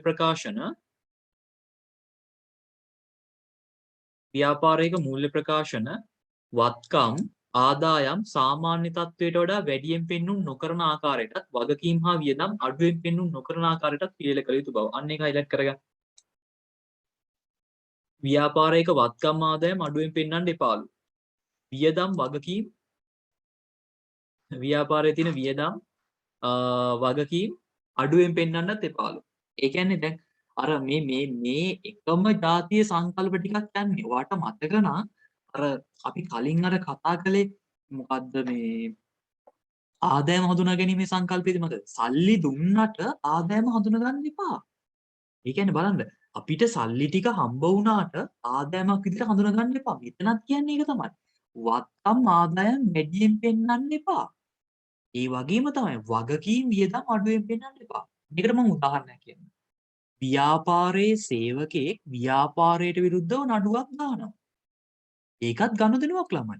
ව්‍යාපාරයේ සේවකයෙක් ලක්ෂ 10ක වන්දියක් ඉල්ලලා නඩුවක් දානවා ව්‍යාපාරයට. ඔන්න ඔහොම තිබ්බොත් අපි ඒක ලියන්නේ නැහැ. මං කියන එක තේරුම් ගන්න. ඔයාට ගානක දෙනවා ව්‍යාපාරයේ සේවකයෙක් ව්‍යාපාරයට විරුද්ධව නඩුවක් පවරා ඇත. එහෙම දීලා ගානකුත් දෙනවා. එහෙම දුන්නොත් අපි ලියන්නේ නැහැ ඒක. ඒකට අපි වාර්තා කරන්න දත්ත මදි. හැබැයි වට මෙහෙම දෙනවා. ව්‍යාපාරයේ සේවකයෙක් විසින් රුපියල් ලක්ෂ 10ක වන්දියක් ඉල්ලා ව්‍යාපාරයට එරෙහිව නඩුවක් දමා ඇත. ව්‍යාපාරයේ නීතිඥවරයා පවසන පරිදි ව්‍යාපාරය විසින් නඩුව පැරදීමට ඉඩක් ඇත. ඒ කියන්නේ අපි විශ්වාස කරනවා නම් මේ නඩුව අපි පරදීවි කියලා අන්න එතනදී අපිට මේ ගනුදෙනුව වාර්තා කරන්න වෙනවා. ඒ නැතුව නිකම්ම දුන්නට අපි ලියන්නේ නැහැ. නිකම්ම අපිට නඩු දාම්මා කියලා නිකන් ගානක දුන්නට අපි ඒව වාර්තා කරන්නේ නැහැ. අපි ගාන පල්ලෙහෙන් ඒව ලියන එකයි කරන්නේ. අපි බලමු ඉස්සරහ ගණන් වලදී වෙනවා. දැන් නඩුවක් පවරලා තියෙනවා. අපි නඩුව පරදින්න පුළුවන් කියලා දුන්නොත් එහෙම අපි දන්නවා අද නැති වුණත් වෙන දවසක එයාට සල්ලි ගෙවන්න වෙයි. ඒකෝට බලන්න. වියදම් වගකීම් අඩුවෙන් පෙන්වන්න එපා කියන්නේ. අනාගතයේ දවසකදී ගෙවන්න වෙයිනේ. ඔන්න දැම්ම වෙන් කරලා තියාගන්න. සේවක වන්දි වෙන් කිරීම කියලා මතකද කතා කරා මේ උඩ? මෙතන මේ සේවක වන්දි හර සේවක වන්දි වෙන් කිරීම බැර මෙන්න මෙහිම ලියන්නේ. අන්න ඒ වගේ දේවල්. බලමු මේ ඔක්කොම තියෙන ඕගලන්ට ඊළඟ පාඩමේදී. සෝරි සමාගම් වගේ වෙනකොට හම්බ වෙනවා. ඉතරදී හම්බ වෙනවා. එහින් අලාභ හෝ වියදමක් ගැන සාධාරණ සැකයක් පවතී නම් ඒ සඳහා මූල්‍ය ප්‍රකාශන තුළ වෙන් කිරීමක්. බලන්න වෙන් කිරීම කියන වචනේ ඉන්නේ මෙතනදී. වෙන් කිරීමක් කරමින් සූදානම් විය යුතු අතර ලාභයක් හෝ ආදායමක් අනාගතයේ ලැබෙයි සාධාරණව සිටිය හැකියවද ගිණුම් වලට ගන්න එපා. වියදමක් නම් සැකයි නම් වියදමක් වෙයි කියලා ලියන්නලු. හැබැයි ආදායමක් හම්බෙයි කියලා ෂුවර් වුණා. අනාගතයේදී හම්බෙයි කියලා ෂුවර් වුණත් ගන්න එපාලු. ඒකයි මේ සංකල්පයෙන් කියන්නේ. වියදමක් නම් සැකයි නම් වියදමක් වෙයි කියලා ගන්නලු. ආදායමක් හම්බෙයි කියලා සාධාරණ හිතන්න පුළුවන් වුණත් ගන්න එපාලු. ඒක තමයි මේකෙන් කියන්නේ. වත්කම් වියදම් වැඩියෙන් පෙන්වන්න එපා. වගකීම් වියදම් අඩුවෙන් පෙන්වන්න එපා. ඒක හොඳට මතක තියාගන්න. මේ සංකල්පය අහලා තියෙනවා මීට කලින්. ගැලපුම් සංකල්පය ආරක්ෂණ සංකල්ප එක ළඟින් යන්නේ. මේවා අහලා තියෙනවා. එනම් මූල්‍ය ප්‍රකාශන පිළිල කිරීමේදී හා ඉදිරිපත් කිරීමේදී ගණකාධිකාරීන් වඩාත් ඥානාන්විතව ක්‍රියා කරමින් සත්‍ය හා සාධාරණ ලාභ මූල්‍ය ප්‍රකාශන මගින් නිරූපණය වන පරිදි ගිණුම් කරන පිළිවෙම භාවිත කරන්න ඕනේ. කියන්නේ ඕගොල්ලෝ අනාගතයේදී මේ කොමර්ස් විෂය හදාරන්නේ ගණකාධිකාරීන් වෙන්න. නැත්තම් කළමනාකරුවන් වෙන්න. එතකොට ඕගොල්ලන්ට සිද්ධ වෙනවා ඕගොල්ලෝ ගිණුම් කරන අංශයෙන් කළමනාකරුවෙක් වුණොත් එහෙම මේ වගේ ඒ කියන්නේ මොලේ කල්පනා කරලා මේක වෙනුවෙන් මේක වියදමක් විදිහට හඳුනා ගන්නවද? මේක වගකීමක් විදිහට හඳුනා ගන්නවද? මේක වත්කමක් විදිහට ලියන්නේ නැහැ නේද? එහෙම කියලා දැන ගැනීම. ඒ කියන්නේ ඥානාන් මොලේ කල්පනා කරලා ලියන්න පුළුවන් වෙන්න ඕනේ. ඒක තමයි ඔයගොල්ලන් බලාපොරොත්තු වෙන්නේ. ඉතින් ඔයාලට මම මේව කරනවා ඔක්කොම කරනවා. තව ටිකකින්. භාවිතයන්. මේ භාවිතයන් ගැන වැඩි හිතන්න එපා. එලිම පාඩම් කරගන්න. මොකද මේ ඔයගලන්ට මේවා තාම හම්බෙලා තාම ඔයගලන්ට උගන්වන්න නැහැ මේවා මොනවද කියලා. මේ උගන්වන්න තියෙන්නේ අනාගතයේදී. දැනට භාවිතයන් ටික නිකන් බලාගත්තාම ඇති. අඩමාන්නයි වෙන් කිරීම. සේවක පාරිතෝෂික. පාරිතෝෂික කියලා කියන්නේ ග්‍රැටිවිටි. දීවනා වෙන් කිරීම. උපලබ්ධිනෝ ලාභ සඳහා වෙන් කිරීම.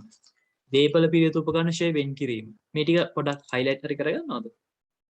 මේ වෙන් කිරීම කියන ටික පාරිතෝෂික දීමනා වෙන් කිරීම. උපලබ්ධිනෝ ලාභ සඳහා වෙන් කිරීම. මේක නම් නැහැ ඉලවල වලට. දේපල පිරිත උපකරණ ෂේ වෙන් කිරීම. සේවක වන්දි වෙන් කිරීම. මෙන්න මේ අන්තිම එක නම් හයිලයිට් කරගන්න.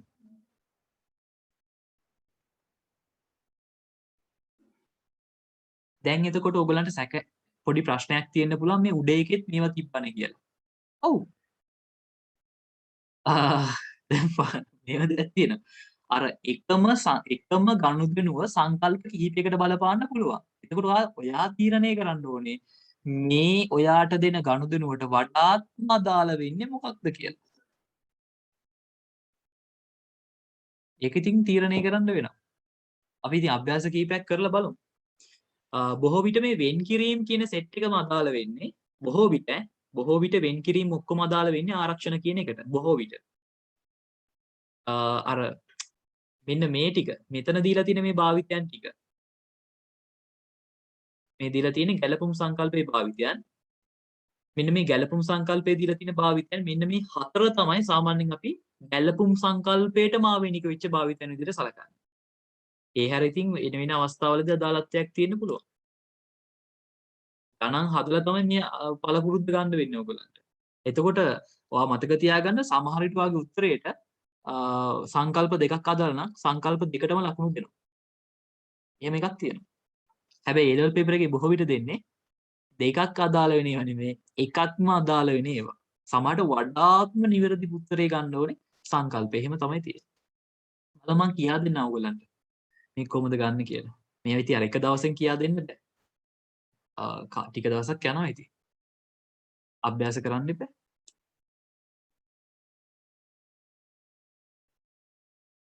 ප්‍රශ්නයක් අහලා තිනවා ශුද්ධ උපලබ්ධිය අගය කියන්නේ මොකක්ද? මම හිතෙන්ට එන්නම් දැන්.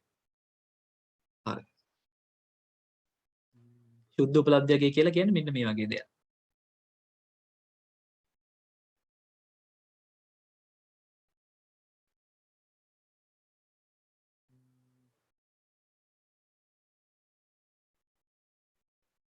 හරි මම ගන්න මෙහෙම මාස්ක්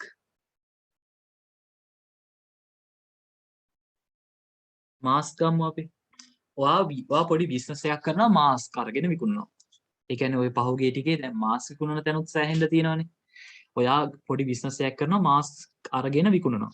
අපි හිතමු ඔය කොවිඩ් පටන් ගත්ත මුල් කාලේ අපි හිතමු ඔය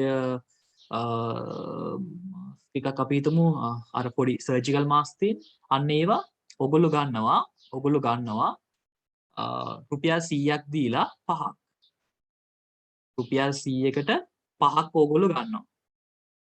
ඒ කියන්නේ සාමාන්‍ය එකක් වෙන්නේ එකක මිල වෙන්නේ රුපියල් 20ක් විතරනේ.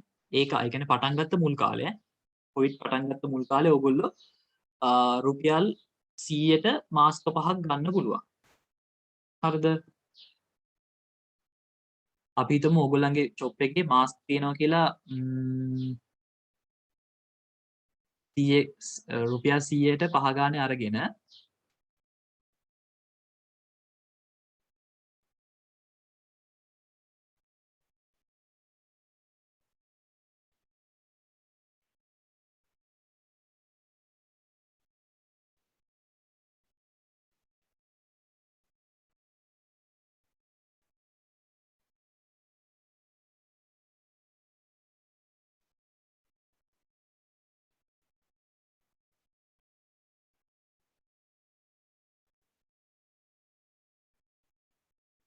හරි මේක මම කියන්නම් ටිකක් ඇතර ලියුනේ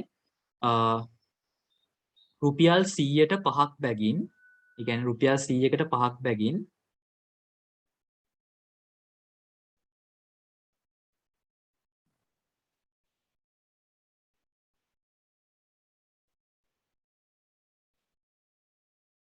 හරි එකක් රුපියල් 20 බැගින් ගත් මාස්ක් 10ක් වර්ෂය අවසානයේ ඉතිරිව ඇත.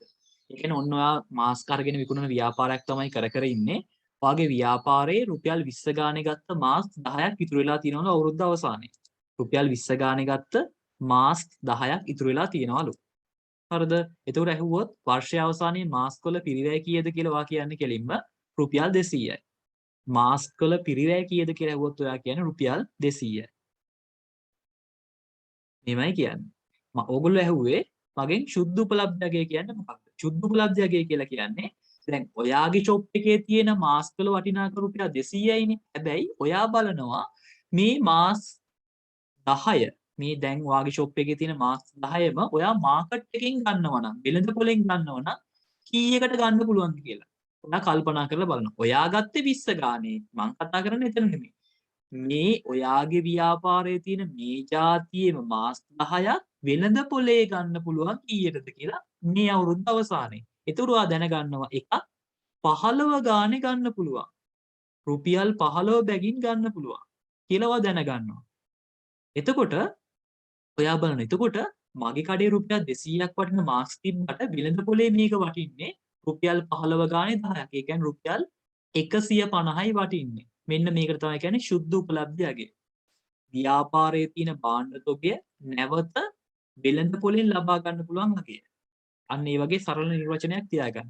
ව්‍යාපාරයේ තියෙන භාණ්ඩ ටික නැවත අත්පත් කරගන්න යන වියදම නැත්නම් පිරිවැය. අපි කියනවා ශුද්ධ උපලබ්ධිය අගය කියලා. මේක අපේ ගානට වඩා අඩු වෙන්නත් පුළුවන්. අපේ ගානට වඩා වැඩි වෙන්නත් පුළුවන්. ඔයාගේ කඩේ තිබ්බ මාස් එකක් ගත්තේ 20 ගාන වුණාට අද මේ අවුරුද්ද අවසානයේ මාස්ක් එකක් ගන්න වෙන්නේ රුපියල් 25 ගානේ නම්. එතකොට මේ ශුද්ධ උපලබ්ධකේ වැඩි. එහෙම වැඩි වෙන්නත් පුළුවන් අඩු වෙන්නත් පුළුවන්. ඒ කියන්නේ මෙතන 250ක් වෙන්නත් පුළුවන්. ඕක අර වාහන වලට වගේ තියෙනවා. දැන් කවුරු හරි කෙනෙක් කාර් සේල් එකකට වාහන 10ක් ගත්තා නම් රුපියල් ලක්ෂ 20 ගානේ මේ අවුරුද්ද ඉවර වෙනකොට කාර් වල වටිනාකම කාර් 3ක් විතර ඉතුරු වෙලා තියෙනවා. හැබැයි කාර් එකක් මාකට් එකේ ගන්න වෙලාව ලක්ෂ 30ක් විතර දීලා. මොකක් හරි බදු වල වැඩිවීමක් නිසා වගේ වැඩි වෙලා. එතකොට මේ කාර් සේල් එකේ කාර් හිමියා මේ එයා ගත්ත අඩුවට කියලා අඩුවට විකුණන්නේ නැහැ. එයා මාකට් ප්‍රයිස් එකට විකුණන්නේ. අන්න ඒකට තමයි කියන්නේ ශුද්ධ උපලබ්ධයගේ කියලා. ව්‍යාපාරයේ තියෙන තොගය වෙළඳ පොලෙන් ලබා ගන්න පුළුවන් අගයට. ශුද්ධ උපලබ්ධයගේ. ව්‍යාපාරයේ තියෙන භාණ්ඩ තොගේ වෙළඳ පොලෙන් නැවත වතාවක් අත්පත් කර ගැනීමට දරන පිළිවෙල. අපි මේ ඉස්සරහදී කතා කරමු.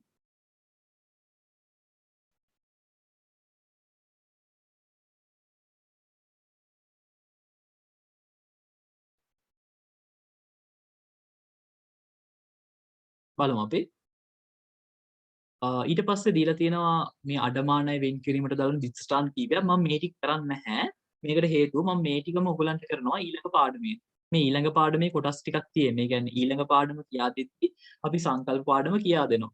ඉතින් මේවා සාමාන්‍යයෙන් අර ඔයගොල්ලෝ ඉන්න තැනක කියා දෙනවා මිසක් මේ වගේ ඔන්ලයින් ක්‍රමයකට කියා දෙනවා කියලා කියන්නේ ඉතින් අමාරුයි. ඒක නිසා මම මේක කියා දෙන්නේ නැහැ ඔයගොල්ලන්ට දැන් මෙතන. මොකද ටියුට් එක හදලා තියෙන්නේ ඔයගොල්ලන්ට සාමාන්‍ය නෝමල් පන්තියක විදිහට කරන්නනේ. මොකද ගොඩාක් කියා දෙන්න තියෙනවා මෙතන. මෙතන ලියන්න ඉඩක් නැහැ මට. ඒක නිසා මම මේක කරන්නේ නැහැ. මේක ඔයගොල්ලන්ට කොහොමවත් පාඩම් කරගන්න අවශ්‍ය වෙන්නේ නැහැ. මේක ඊළඟ ටියුට් එකෙන් අයනවා. මේකේ මම පොඩි තරුවක් දානවා. මේක ඉදිරි ටියුට් අංක 8 දී සාකච්ඡා කරනවා. ටියුට් අංක 8 කරාට පස්සේ අපිට ආපහු මෙතෙන්ට ඇවිල්ලා ඕනම් මේ ගාන හැදුවා හැකියි. මේ පල්ලෙහා තියෙන ගාන.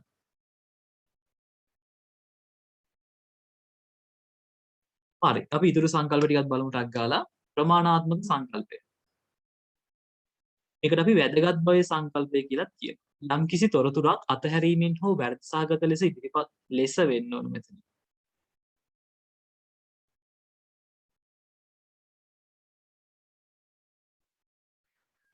ඉදිරිපත් කිරීමෙන් මූල්‍ය ප්‍රකාශන පරිශීලනය කරන්නන්ගේ තීරණය කෙරෙහි බලපායි නම් ප්‍රමාණාත්මක ලෙස මූල්‍ය ප්‍රකාශන පිළිල කිරීමේදී සැලකිය යුතු බව මේක highlight කරගන්න. highlight කරගන්න ඒක.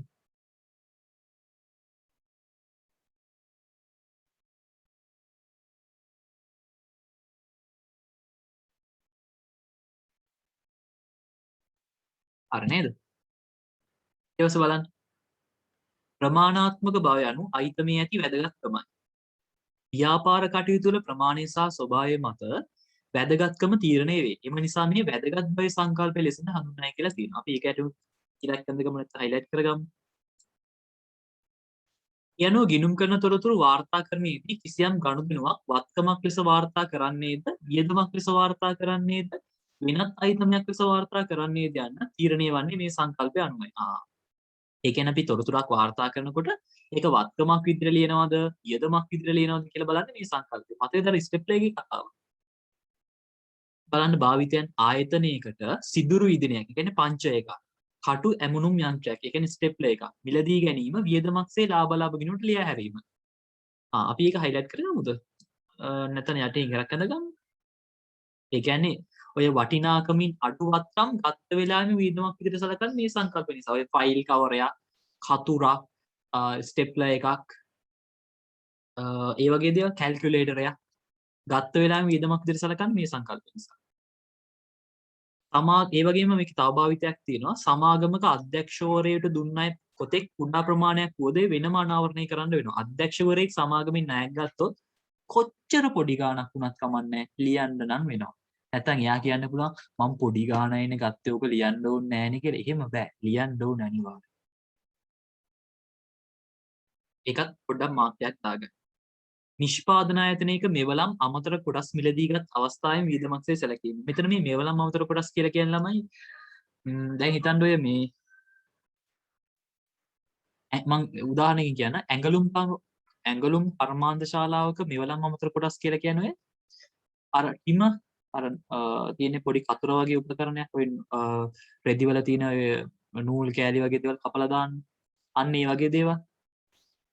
අමතර කොටස් මෙවලම අමතර කොටස් ඊට පස්සේ හැඳි ගෑරුප්පු ඒවත් තියෙන සමහර ව්‍යාපාර තියෙන ඒවට තමයි මෙවලම අමතර කොටස්. අර එක එක නට් ඒ වගේ දේවල් තමයි. නැත්නම් ඒවත් කියන්න බලන්න.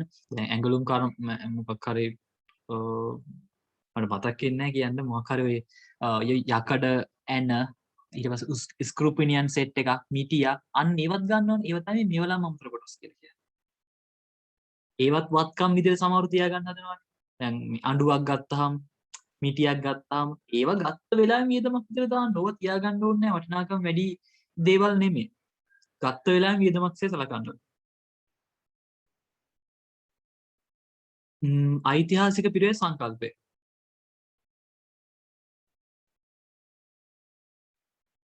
යම්කිසි ගනුදෙනුවක් සිදු වූ අවස්ථාවේදී එම ගනුදෙනුව මැනීමට භාවිතා කළ හුවමාරු සත්‍ය වටිනාකම් පොත්වල වාර්තා කළ යුතු බව.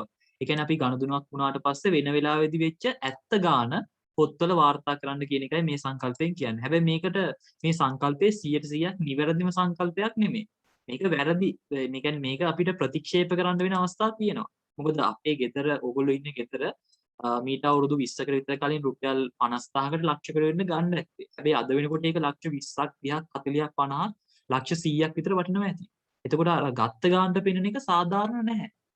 ඉතින් මේ සංකල්පයෙන් කියන්නේ හැමතිස්සෙම දීපලක් ගත්තොත් ගත්ත ගානට පෙන්වන්න කියලා. නමුත් ඒක සාධාරණ නැහැ. අපි ඒක තේරෙන්නේ මේකෙන් කියන්නේ නම් ගත්ත ගානට පෙන්වන්න. නමුත් ඒක සාධාරණ නැහැ. මං කියන එකක් නෙමෙයි සාධාරණ නැහැ කියලා. ඒක ගිණුම් කරන ඒවා කියන එක සාධාරණ නැහැ කියන්නේ. දේපල පිරියතු උපකරණ හඳුනා ගැනීමේදී පිරිවැයට වාර්තා කිරීම. ඒ කියන්නේ පිරිවැයට ගත්ත ගානට ලියන්න ඕන. දේපල පිරියතු උපකරණ සම්බන්ධව පසුකාලීන වියදම්ද පිරිවැයට වාර්තා කරන්න ඕනේ. ගිණුම් වාර්තා තුළ මිල මට්ටමේ වෙනස් වීම හඳුනා නොගැනීම. මිල මට්ටමේ වෙනස් වීම හඳුනාගන්නේ නැත්තේ මෙන්න මේ ඓතිහාසික පිරිය සංකල්පය නිසා. ඒ කියන්නේ ඔය මිල කාලෙන් කාලට වෙනස් වෙනවා කියන්නේ. ගනුදෙනු හා සිද්ධීන් මූලාශ්‍ර ලියවිලි මත පදනම්ව සත්‍ය වශයෙන්ම සිදු වූ වගේට වාර්තා කිරීම. ඓතිහාසික පිරිවේ සංකල්පෙන් බැහැර වෙන අවස්ථා. මේක නම් හයිලයිට් කරගන්න ඕනේ. එකක් තමයි දීපල පිරිවෙත් උපකරණ ප්‍රත්‍යය ගණනයට වාර්තා කිරීම. මේ ඓතිහාසික පිරිවේ සංකල්පේ බැහැර කරන්න පුළුවන් අවස්ථා දෙකක් තියෙනවා. බැහැර වෙන අවස්ථාවකට බැහැර කරන්න පුළුවන් අවස්ථා දෙකයි. එකක් තමයි දීපල පිරිවෙත් උපකරණ ප්‍රත්‍යය ගණනයට වාර්තා කිරීම. ප්‍රත්‍යය ගණනයට කියන්නේ අදාගයට. අදාගයට. මෙතන ප්‍රත්‍යය ගණනය කියන එකේ සරල තේරුම අද අගයට. අද වටිනාකමට. ඒ කියන්නේ ඕගොල්ලෝ මීට කලින් වටිනාකමට මීට කලින් අවුරුදු 6කට විතර කලින් ගත්තා පොඩි කාර් එකක්. ඕගොල්ලෝ අවුරුදු 6කට විතර කලින් පොඩි කාර් එකක් ගත්තා රුපියල් ලක්ෂ 14කට. ඔය ඇල්ටෝ වගේ ඒවා තියෙන ඒවා රුපියල් ලක්ෂ 13යි 12යි 14යි ඒ වගේ තමයි තිබ්බේ අවුරුදු 6කට 7කට 8කට විතර කලින්. රුපියල් ලක්ෂ 13කට වගේ ගන්න පුළුවන්. සාමාන්‍ය බ්‍රෑන්ඩ් නිව්ම එකක්. එතකොට අද වෙනකොට මේ ඒ කියන්නේ අයිතන්න ඔගොල්ලන්ගේ ගෙදර ඇල්ටෝ කාර් එකක් තියෙනවා. මීට අවුරුදු 8කට විතර කලින් ගත්තේ. මීට අවුරුදු 8කට කලින් බ්‍රෑන්ඩ් නිව් ඔයගොල්ලෝ ගන්නවා ලක්ෂ 13ක් දීලා ඇල්ටෝ කාර් එකක්. අද ඔයගොල්ලෝ ඒ කාර් එක බලනවා කීයක් වටිනවද කියලා. ගොඩක් වෙලාට ඉතින් සෑහෙන වටිනාකම අඩු වෙලා කියලානේ. ඉතින් ඔයගොල්ලෝ දන්නවද මීට අවුරුදු 8කට විතර කලින් ගත්ත ඇල්ටෝ කාර් එක අද සාමාන්‍යයෙන් ලක්ෂ 16ක් විතර වටිනවා. 16ක් 17ක් වගේ වටිනවා සාමාන්‍යයෙන්. ඉතින් අන්න ඒ වගේ තමයි තියෙන්නේ. ඒ කියන්නේ හරිනම් අඩු වෙන්න එපා. මේක වැඩි වෙලා. අන්න ඒක තමයි. අද වටිනාකමට ලියන්නේ ඕක අර ගාන වැඩි වෙන්නත් පුළුවන් අඩු වෙන්නත් පුළුවන් හැබැයි. සමහර අවස්ථාවලදී ඕක අඩු වෙන්නත් පුළුවන්. සමහර අවස්ථාවලදී ඉඩම් වලදී සාමාන්‍යයෙන් ඕක වැඩි වෙනවා. සාමාන්‍යයෙන් ගොඩනැගිල්ලකදී ඕක අඩු වෙන්න පුළුවන්. සමහරට ගොඩනැගිල්ලක දි รา පත් වීම ඒ වගේ දේවල් නිසා අඩු වෙන්න පුළුවන්. වාහනයක අපේ රටේ නම් වැඩි වෙනවා. විදේශ රටක නම් අඩු වෙනවා. ඊට පස්සේ අනිකුත් ඔය පරිගණකවල වගේ නම් අඩු වෙනවා. දුරකථන ඒ වගේ ආශ්‍රිත වෙන අඩු වෙනවා බොහෝ විට. එහෙම තමයි තියෙන්නේ.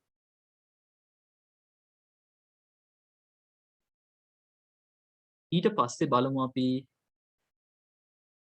ඔගේ ශුද්ධ උපලබ්ධයකට වාර්තා කිරීම. ඒ කියන්නේ තොගේ අදාගේට වාර්තා කරනවා කියන එක තමයි මෙතනින් අදහස් කරන්නේ. බලමු අපි. තොගේ අදාගේට වාර්තා කරන අවස්ථාව. ඒ කියන්නේ පිරිවැය කියලා කියන්නේ තොගේ ගත්ත ගානට වාර්තා කරන්නේ නැතුව අදාගේට වාර්තා කරන අවස්ථාව. මේ ඔක්කොම කියා දෙන්න තියෙන ඊළඟ පාඩමේ. අපි කතා කරන අන්තිම සංකල්පය. ඔව්. 13 වෙනි සංකල්පය.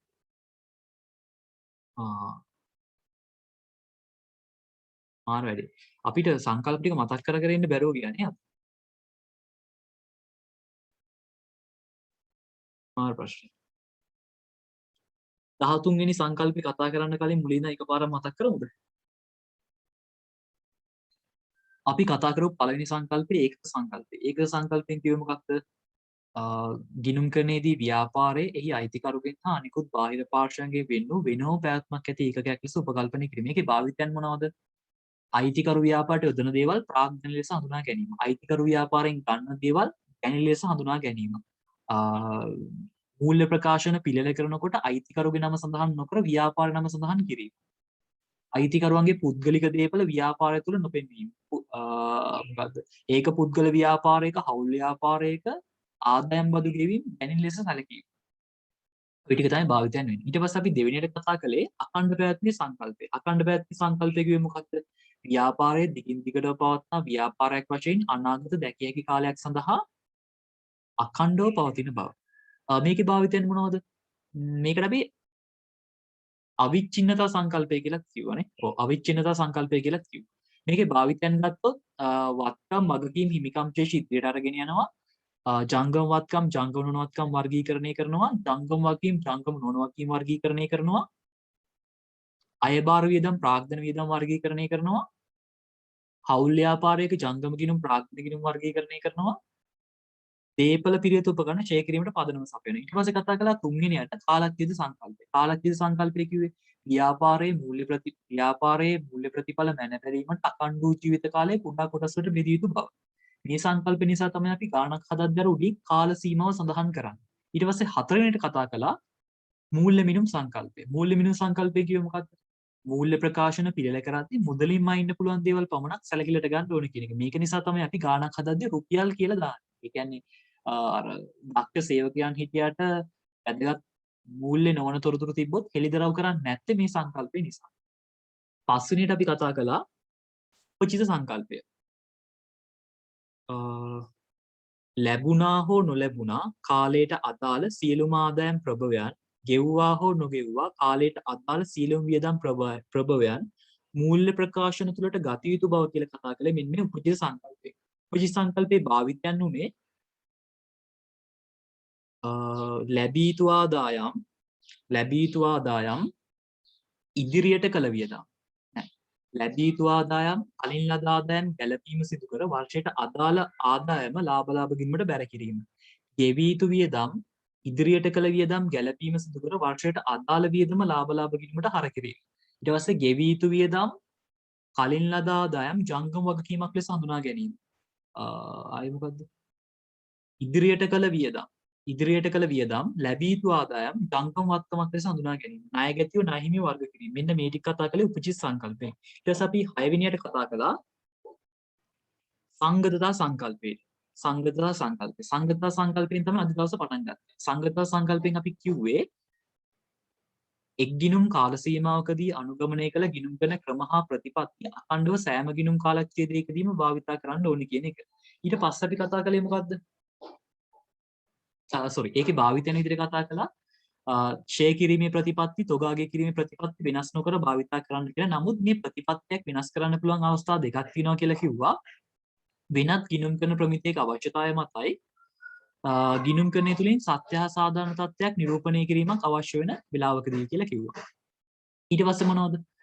7 වෙනියට අපි කතා කළා යථාරූපී භවයේ සංකල්පය. අරයාත්මක භවයේ සංකල්පය. අපි එකෙන් මොකද්ද කිව්වේ? ගනුදෙනුවක් හඳුන ගන්නකොට මූල්‍යමය ස්වභාවය නෙමේ ආර්ථික යථාර්ථය හා හරය සැලකිල්ලට ගන්න ඕන කියන එක. මේක නිසා තමයි අපි අර වත්කමක අයිතියයි ප්‍රතිලාභයි ගැනුම්කරට මාරු වෙනවා නම් ඒකේ නීත්‍ය අනුකූල අයිතියක් තිබෙන්නේ නැති වුණත් ඒ දීපල වත්කමක් විදිහට හඳුනා ගන්නවා කියූප එක. ඊට පස්සේ වත්කමක් පාලනය කරන්න පුළුවන් නම් ඒක වත්කමක් විදිහට හඳුනා ගන්නවා. ඊට පස්සේ ඔය කල්බදු ක්‍රමයට ගත්ත දේපල වත්කමක් විදිහට හඳුනාගන්නේ මේ සංකල්පය නිසා කියලා කිව්වා. ඊට පස්සේ අපි කතා කළා උපලබ්ධි සංකල්පය. උපලබ්ධි සංකල්පයෙන් කිව්වේ ආදායම හඳුනා ගැනීමේ සංකල්පය කියලා. ආදායම ඉපියූ අවස්ථාවේදී හඳුනා ගන්න කියන එකයි එකෙන් කිව්වේ. මේකේ භාවිතයෙන් විදිහට කතා කළා කලින් ලද ආදායම් ආදායමක් ලෙස හඳුනා ගන්න නැහැ කියලා කිව්වා. ඊට පස්සේ සේවාව සපයපු අවස්ථාවක් තියෙනවා නම් ආදායම හඳුනා ගන්නවා කියලා කිව්වා. භාණ්ඩ විකිණීමක් නම් භාණ්ඩවල අයිතිය විකුණුම්කරුගෙන් ගැනුම්කරුට මාරු වෙච්ච අවස්ථාවේදී ආදායම හඳුනා ගන්න කියලා කිව්වා. ඊට පස්සේ විකිණීමේ හෝ අපසුවීමේ පදනම මත යවු භාණ්ඩ ආදායමක් විදිහට සලකන්නේ නැහැ කියලා කිව්වා. ඒක තමයි කතා කළේ. ඊට පස්සේ කතා කළා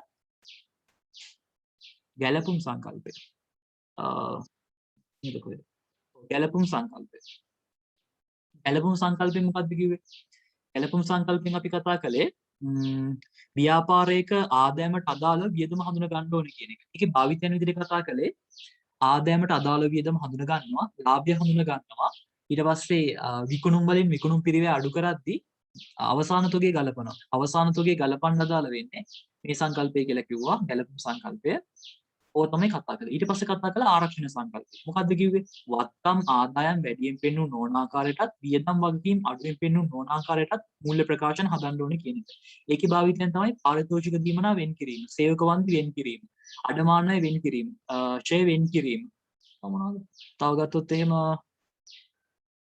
තොගේ පිරිවැය හෝ ශුද්ධ උපලබ්ධයකින් වඩා අඩු වගේම දැක්වීම. ගැලපුම් සංකල්පේ තව භාවිතයක් තිබ්බා. ස්ථාවරවත්කම් ආදායමට අදාළව ස්ථාවරවත්කම් ඡය හඳුනා ගැනීම. ආදායමට අදාළව ස්ථාවරවත්කම් ඡය හඳුනා ගැනීම. ඒ කියන්නේ ආදායම ඉපීමට අදාළ වෙච්ච වත්කම් වල ඡය ටික හඳුනාගන්නේ ගැලපුම් සංකල්පේ නිසා. ඊට පස්සේ අපි කතා කළා ප්‍රමාණාත්මක භවය සංකල්පේ, වැදගත් භවය සංකල්පේ. මූල්‍ය ප්‍රකාශන පිළිල කරන්නන්ගේ ආර්ථික තීරණය කෙරෙහි බලපෑමක් ඇති කරන්න පුළුවන් සීලම කරුණු ප්‍රමාණාත්මක ලෙස සලකන්න ඕනේ කියන එක. ඒ කියන්නේ අර ස්ටෙප්ලා එකක් පංච එකක් තීරණයක් ගන්න විතර වැදගත් නැහැනේ. ගත්ත වෙලාවෙදිම වියදමක් විදිහට දාන්න. අධ්‍යක්ෂකවරයෙක් ගත්ත ණය කොච්චර පොඩි ප්‍රමාණයක් වුණත් ඒක පෙන්වන්නේ. එහෙම තිබ්බේ ප්‍රමාණාත්මක බව සංකල්ප. ඊට පස්සේ කතා කළා මේකට කලින් එක ඓතිහාසික පිරිය සංකල්පය. ඓතිහාසික පිරිය සංකල්පයෙන් කිව්වේ ගනුදෙනුවක් සත්‍ය වශයෙන්ම සිදු ගනුදෙනුවක් සිදුවන අවස්ථාවේ එම ගනුදෙනුව වමාරුක. එම ගනුදෙනුව මැනීමට භාවිතා කරපු වටිනාකම මූල්‍ය ප්‍රකාශන තුල සඳහන් කරන්න කියන එක. මේ සංකල්ප නිසා තමයි අපි දීපල පිරියත උපකරණ ගත්ත වෙලාව දීපල පිරියත උපකරණ කියලා කියන්නේ මොනවද දන්නවද? ජංගම නොවනවත්කම් වල ජංගම නොවනවත්කම් වල ස්ථාවර තැන්පතු ආයෝජන නැතුව ඉතුරු ටික දීපල පිරියත උපකරණ කියලා කියනවා. ජංගම නොවනවත්කම් වල ස්ථාවර තැන්පතුයි ආයෝජනයි නැතුව අනිත් ටිකට කියන්නේ දීපල පිරියත උපකරණ කියලා. ඉතින් මේ දීපල පිරියත උපකරණ පිරිවැයට හඳුනගන්නේ මේ සංකල්පය නිසා. ඊට පස්සේ ගනුදෙනුවක් සිදු වූ අවස්ථාවේදී හෝමාරු වෙච්ච වටිනාකම හඳුනගන්නේ මේ සංකල්පය නිසා. ගනුදෙනුවක් වාර්තා කරද්දී මූලාශ්‍ර ලේඛනවල තියෙන වටිනාකම සඳහන් කරන මේ සංකල්පය නිසා. හැබැයි මේකෙන් බැහැරෙන අවස්ථා දෙකක් තියෙනවා. ඒක මෙතන ස්ක්‍රීන් එකේ පේන්න තියෙනවා. දීපල පිරියත උපකරණ ප්‍රත්‍යයගෙන අගයට වාර්තා කිරීම, අනිත් එක තොගය ශුද්ධ උපලබ්ධයකට වාර්තා කිරීම. අපි බලමු අන්තිම සංකල්පේ 13 වෙනි එක. ඒක ඕගොල්ලන්ටත් පුළුවන් වෙන්න ඕනේ අහුවොත් කියා ගන්න මේක. ඉතින් මට ඔක කරන්න තිබ්බ ඇත්තටම අපි කලින් අයිට නම් මේක කරලා තියෙනවා. සංකල්ප 13ම අහනවා ඒක. අනිවාර්යෙන් කරන්න පුළුවන්. මොකද හැමෝටම පුළුවන් මේක. දැන් මටත් පුළුවන් නයි ඉතින් ඕගොල්ලන්ටත් පුළුවන් වෙන්න බෑ. දවසට දෙකක් බලන්න. දවසට දෙකක් බැලුවොත් අනිවාර්යෙන් පුළුවන් මේක. අන්තිම එක 13 වෙනි සංකල්පය. අනාවරණ සංකල්පය නැත්නම් හෙළිදරව් කිරීමේ සංකල්පය. මේකෙන් කියන්නේ අර මූල්‍ය ප්‍රකාශන වල තියෙන වැදගත් කරුණු ඔක්කොම ලියලා දැක්ක.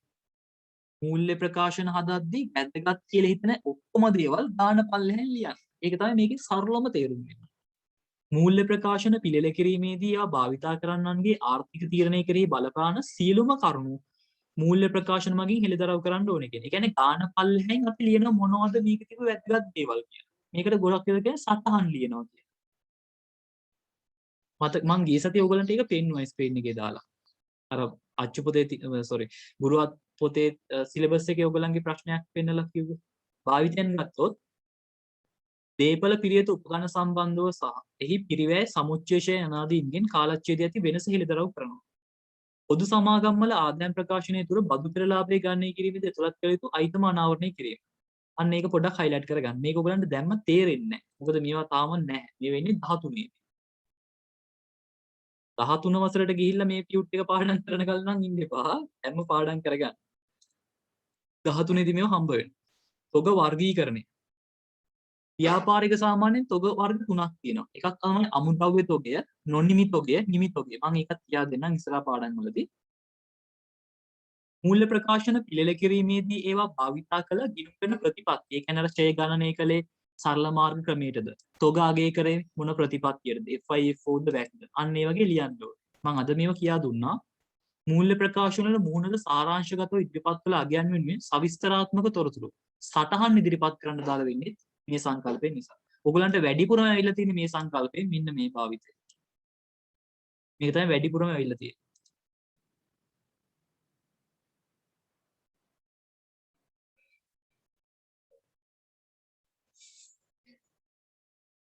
හරි.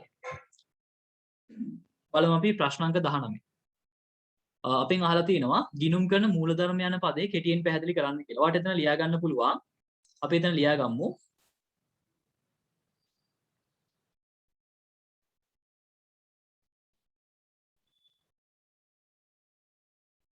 මූල්‍ය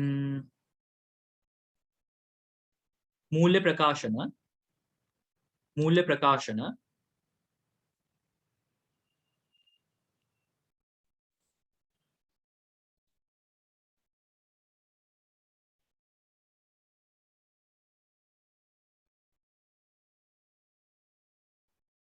මූලිකාංග හඳුනා ගැනීමේදී මූල්‍ය ප්‍රකාශන මූලිකාංග හඳුනා ගැනීමේදී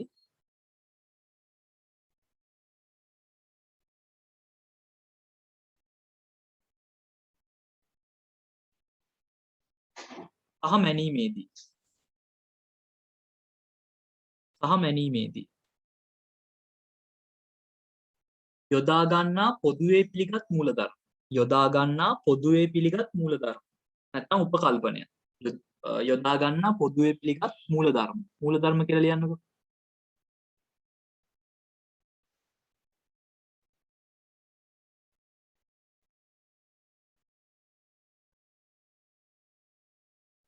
පාරක් කියන්නේ මූල්‍ය ප්‍රකාශන මූලිකාංග හඳුනා ගැනීමේදී සහ මැනීමේදී යොදා ගන්නා පොදුවේ පිළිගත් මූලධර්ම.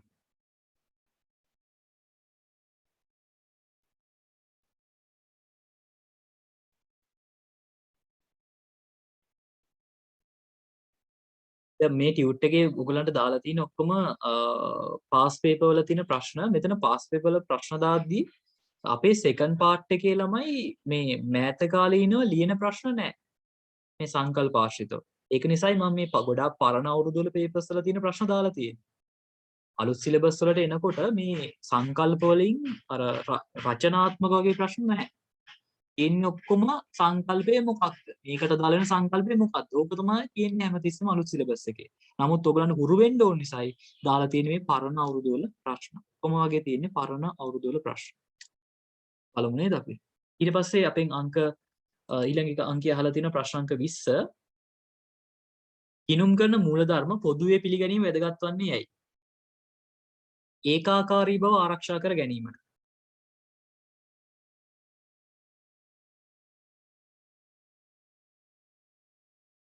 ඒකාකාරී බව ආරක්ෂා කර ගැනීමට.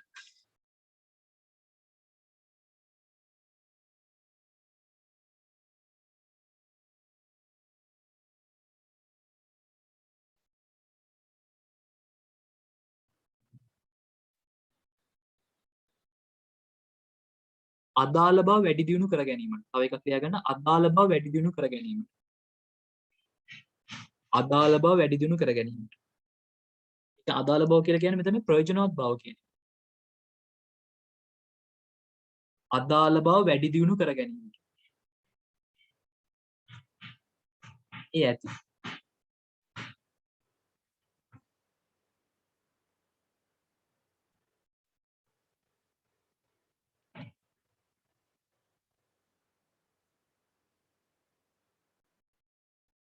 ඊට පස්සේ ප්‍රශ්නාංක 21 තියෙනවා බලන්න. ශ්‍රී ලංකාව තුළ ගිණුම් කරන මූලධර්ම වර්ධනය කර ගැනීමට වඩාත් බලපෑම් ඇති කරන මූලාශ්‍ර දෙකක්. ඒ කියන්නේ මේ මූලධර්ම හදන්නේ නැත්නම් මූලධර්ම වල ගුණාත්මකව වැඩි කරන්නේ කවුද? එකක් තමයි නඩු තීන්දුව. ඊට පස්සේ තව ලිව්ව හැකි ගිණුම් කරන ප්‍රමිත. ගිණුම් කරන ප්‍රමිත නඩු තීන්දුව, අනපනත් නඩු තීන්දුව, ගිණුම් කරන ප්‍රමිත අනපනත් නඩු තීන්දුව තව මොනවද?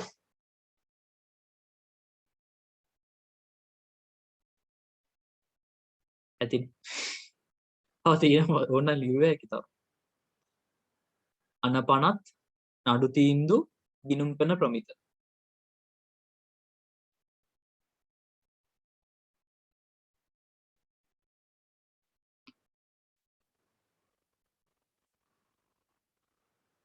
හරිනේ?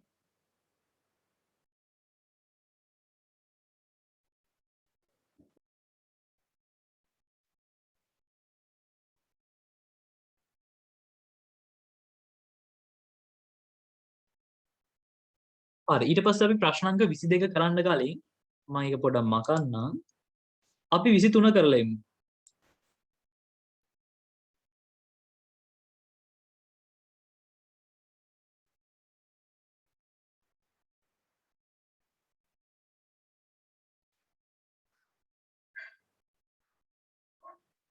බලමු 23 ලියා ගන්න ඔයගොල්ලන්ගේ ලියන පොතට ගිහිල්ලා පාඩමේ මාතෘකාව ලියලා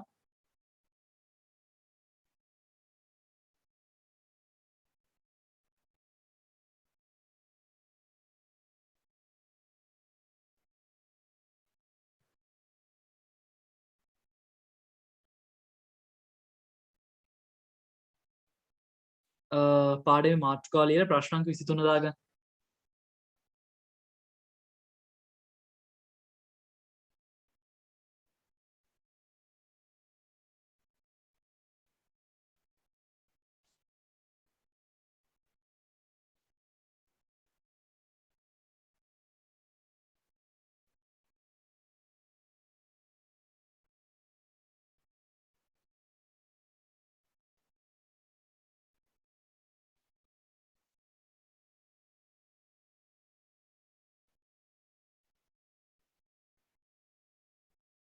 හරි.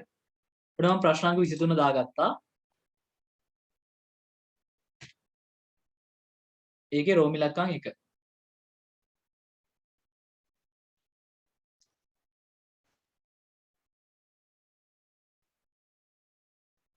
රෝම ඉලක්කම් 2. රෝම ඉලක්කම් 3.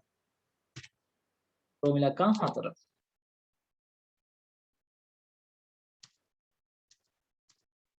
බලමු අපි 23 වෙනි ප්‍රශ්නේ නම්.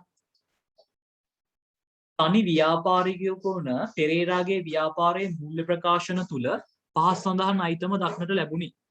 1 ෂෙවීම්, 2 ගෙවූ ආදායම් බදු, 2 ඉදිරියට ගෙවූ ගෙවල් කුලි, 3 ගෙවූ ආදායම් බදු, අංක 4 පාරිතෝෂික වෙන් කිරීම කියලා 4ක් දීලා තියෙනවා. ඉහත එක් එක් අයිතමේ වත්කමක්ද වගකීමක්ද ප්‍රාග්ධනයද ආදායමක්ද වියදමක්ද යන සඳහන් කරමින් මූල්‍ය ප්‍රකාශන වල අයිතම ඉදිරිපත් කිරීමේදී අදාළ කරගත් සංකල්පය හෝ මූලධර්මය සඳහන් කරන්න. ඒ කියන්නේ මේවා මුලින්ම වත්කමක්ද වගකීමක්ද කියලා කියන්නලු. ඊට පස්සේ මේ කියන්නේ වත්කමක්ද වගකීමක්ද ප්‍රාර්ථනයද කියලා කියන්නලු. ඊට පස්සේ සංකල්පය ලියන්න. විනාඩියක් දෙන්නම්. පුළුවන් විදිහට ලියන්න බලන්න.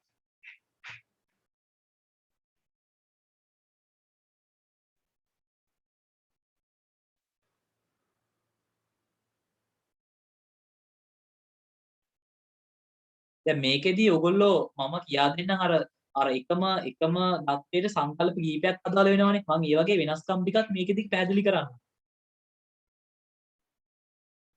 ඔයගොල්ලෝ පුළුවන් විදිහට ලියන්න බලන්න විනාඩියක් දෙන්න.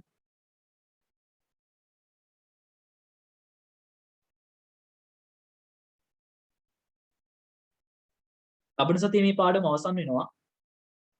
මේක දැන් ඊළඟට තියෙන ප්‍රශ්න ටික කරන්න විතරයි.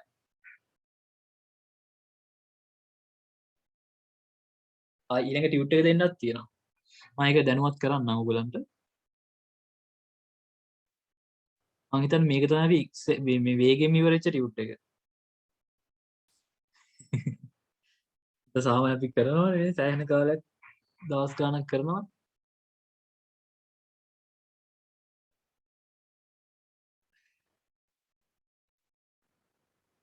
මේ જાතිය ප්‍රශ්න A level paper එකේ එනවා. මේ දැන් මේ 23 වෙනි වගේ ප්‍රශ්න. මේක තියෙන්නේ 30 ඉඳන් 40 දක්වා ප්‍රශ්න වල. ඔයගලන්ට ඕන නම් පේපර් එකක් A level paper එකක් ළඟ තියෙනවනේ දැන් උනත් අරන් බලන්න. 30 ඉඳන් 40 දක්වා මම මේ දැන් කරන જાතිය ප්‍රශ්න එනවා. හරි බලමුද තා එහෙනම්. බලමු අපි ගාන. තනි ව්‍යාපාරිකයෙකු වන පෙරේරාගේ ව්‍යාපාරයේ මූල්‍ය ප්‍රකාශන තුල පහත අයිතම දක්නට ලැබුණි. ක්ෂය වීම. ඉදිරියට ගෙවූ ගෙවල් කුලී ගෙවූ ආදායම් බදු පාරිතෝෂික සඳහා වෙන් කිරීම කියලා තියෙනවා. ඉහත සඳහන් එක් අයිතමේ වත්කමක්ද වගකීමක්ද ප්‍රාග්ධනයද ආදායමක්ද වියදමක් යන සඳහන් කරමින් මූල්‍ය ප්‍රකාශන වීම අයිතම ඉදිරිපත් කිරීමේදී අදාළ කරගත් සංකල්පය හෝ මූලධර්මය අහලා තියෙනවා. එතකොට බලමු මුලින්ම ක්ෂය වීම. ක්ෂය වීම කියලා කියන්නේ මොකක්ද? ක්ෂය වීම කියලා කියන්නේ මම මෙතන පොඩි පැහැදිලි කිරීමක් කරන්නම්. මෙතන පල්ලෙහායින් ක්ෂය නිකම්ම දුන්නොත් ක්ෂය කියන එක නිකම්ම දුන්නොත් ඒකට අදාළ වෙන්නේ ගැලපුම් මේ මම දැන් ලියන එක කොහේ හරි තැනක ලියා ගන්න. මොකද මෙහෙම තමයි ඔයා පුරුදු වෙන්නේ. මේ ගනුදෙනුවට මොකක්ද අදාළ වෙන්නේ? ක්ෂය කියන එක සාමාන්‍යයෙන් වියදමක්. වියදමකට අදාළ වෙන්නේ ගැලපුම් සංකල්පය. ඊට පස්සේ කොහේ හරි තැනක ක්ෂය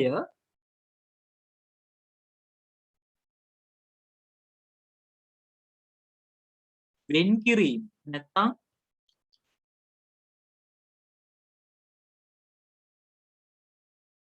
සමුච්චය ක්ෂය වගේ එකක් තිබ්බොත් මේ සමුච්චය ක්ෂය කරන්න නැත්තම් ක්ෂය වෙන් කරන්න දාලා වෙන්නේ මොකක්ද කියලා හෙව්වොත් ඔයා කියන්න ඕනේ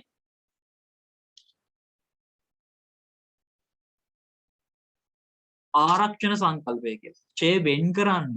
ඒ කියන්නේ අර අනාගතේ වත්කම් ආදායම් වැඩියෙන් පෙන්නුම් නොවන ආකාරයට අපේ වත්කම් වල භාවිතයත් එක්ක වටිනාකම අඩු වෙනවා. ඒක නිසා තමයි ක්ෂය වෙන් කරන්නේ. ක්ෂය වෙන් කරන්න අදාළ වෙන්නේ ආරක්ෂණ සංකල්පය.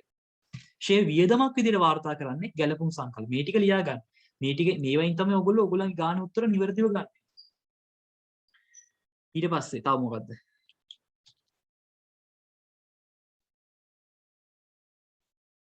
ඔය හරි තැනක ඇහුවොත් ඇයි අපි ක්ෂය කරන්නේ? මොකක් නිසාද ක්ෂය කරන්නේ? ඒ කියන්නේ ක්ෂය කිරීමට පදනම සපයන්නේ මොකක්ද ඇහුවොත් ඔයාලට කියන්න පුළුවන්. මෙන්න මේ සංකල්ප.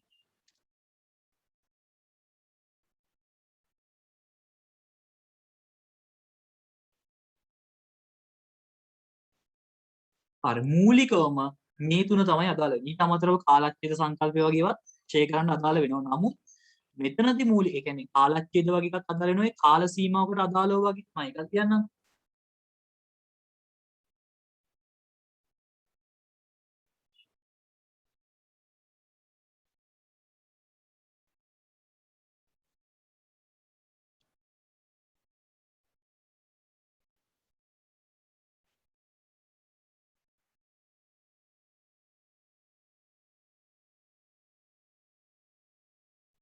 මෙන්න මේ ටික තමයි සාමාන්‍යයෙන් ගත්තොත් තියෙන්නේ.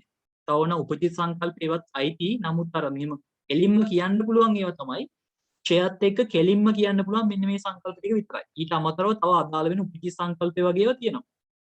මූලිකවම බේසික් අදාළ වෙන්නේ මේ ටික විතරයි. ඉතින් කොහේ හරි තැනක ක්ෂය කිව්වොත් එළඹුම් සංකල්පය. ක්ෂය වෙන් කිරීම කියලා තිබ්බොත් ආරක්ෂණ සංකල්පය. ක්ෂය කිරීමට පදනම කියලා ඇහුවොත් අඛණ්ඩ පැවැත්ම. කාලයට අදාළව ක්ෂය හඳුනගන්නේ. ඒ කියන්නේ කාලයක් දීලා මේ කාලයට අදාළව ක්ෂය ප්‍රමාණය හඳුනගන්න තිබ්බොත් අර ඔයගලන්ට මතක නම් අර සමීකරණය ගණන් හදද්දි මතකද? මේ මොකද්ද? ගොඩනැගිල්ල මාස 6ක් ක්ෂය කරනවා. මාස 2ක් මාස 8ක් අන්න ඒ වගේ කාලයකට අදාළව ක්ෂය හඳුනගත්තේ කාලච්ඡේද සංකල්ප. අන්න ඒ වගේ ඒවා තියෙනවා. මේ ටික ලියා ගන්න ළමයි කොහේ හරි ටියුට් එකකින් හරි මේක නිකන් අර මේවා අනිවාර්යෙන් දැනගෙන ඉන්න ඕන දේවල්. මේවා සාමාන්‍යයෙන් මම මේ පල්ලෙහා ලිව්ව දේවල් ඔයගලන්ට උගන්වන්න නෑ. මේ පල්ලෙහා ලිව්ව කරුණු හතර ඔයගලන්ට උගන්වන්න නෑ. ඔයගොල්ලෝම ගණන් හදලා තේරුම් අරගෙන තමයි මේ ටික ඉගෙන ගන්න ඕනේ. ඉතින් මම ඇත්තටම වැරදි වැඩක් වගේ මේක මෙහෙම දෙන එකකින් කරන්නේ ඔයගොල්ලෝ. අනියෙන් තමයි ඔයගොල්ලෝ මේක හොයාගන්න ඕනේ.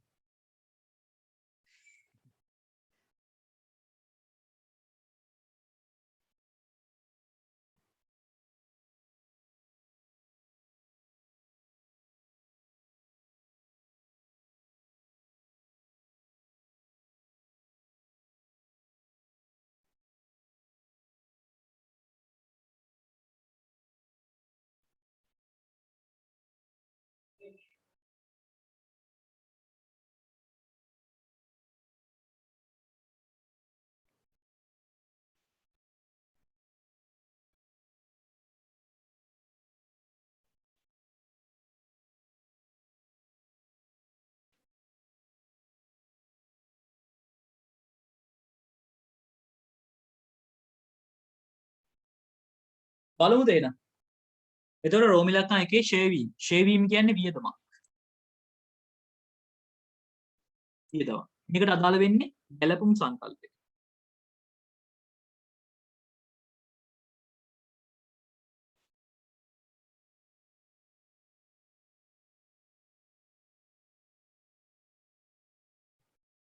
හරි.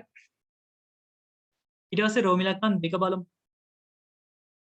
රෝම ඉලක්කම් දෙක තියෙන්නේ ඉදිරියට ගෙවූ ගෙවල් කුලිය. ඉදිරියට ගෙවූ ගෙවල් පාට එක ෂුවර් නැත්නම් ඔන්න මම පෙන්නන්න ළමයි.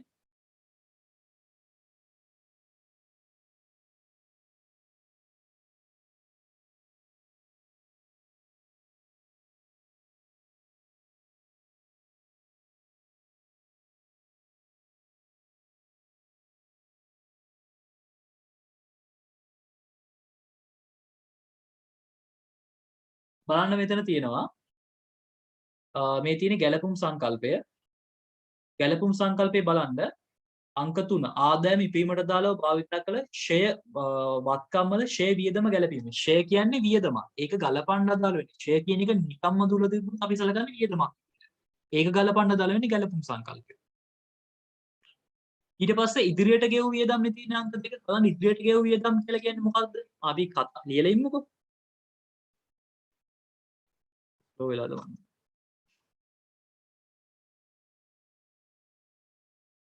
ඉදිරියට ගෙවූ වියදම් කියන්නේ මොකද්ද? ඉදිරියට ගෙවූ වියදම් කියන්නේ වත්කම. මේකට අදාළ වෙන්නේ මොකක්ද? මතකද අර සංකල්පයක තිබ්බා ගෙව්වත් නැතත් කාලයට අයිති වියදමක් ලැබුණත් නැතත් කාලයට අයිති ආදායමක් හඳුන ගන්න කියලා. අන්න ඒ සංකල්පය තමයි අදාළ වෙන්නේ. මොකද සංකල්පය? උපජිත. උපජිත සංකල්පය. බලමුද ඕනනම් ගන්න. ඉදිරියට ගෙවූ ගෙවල් කුලිය කියන්නේ වත්කමක්. ඒ කියන්නේ අපි ලබන මාස සල්ලිත් මේ මාසෙම ගෙවලාලු. වත්කමක් ඉතින් ලබන මාස සල්ලි ගෙවන්න ඕනේ නැහැ. බලමු ඒක ඕනනම් ටියුට් එකෙන්. ඒකයි මං කිව්වේ ඔයගොල්ලෝ අර මේ මම දෙන භාවිතයන් ටික ඔක්කොම හොඳට බලාගත්තොත් ඔයාලට තව චූටි චූටි අඩුපාඩු ටිකක් විතරයි තියෙන්නේ. ඒ ටික සම්පූර්ණ කරගත්තා නම් මේ පාඩම පුළුවන් ඉතින්. බලමු අපි උපචිත සංකල්පයට ගිහිල්ලා. මේ උපචිත සංකල්පෙත් තමයි කතා කරලා ඉදිරියට ගෙවුවේ වියදම්. ගිණුම් කාල සීමාවට අදාළ ප්‍රමාණයට වඩා වැඩිපුර කාලයක් සඳහා ගෙවා ඇති වියදම්. මේ වත්කමකි මේ. අපි වත්කමක් කියලා ලියුවේ. බලන්න මේ උපචිත සංකල්පය. මේක ඇති භාවිතයන් මෙතනත් නේ. එදී මූල්‍ය තත්ත්ව ප්‍රකාශනය තුළ ලැබිය යුතු ආදායම් සහ කලින් ගෙවූ වියදම් ජංගම වත්කමක් ලෙස දැක්වීම. ඒ කියන්නේ වත්කමක් උපචිත සංකල්පය.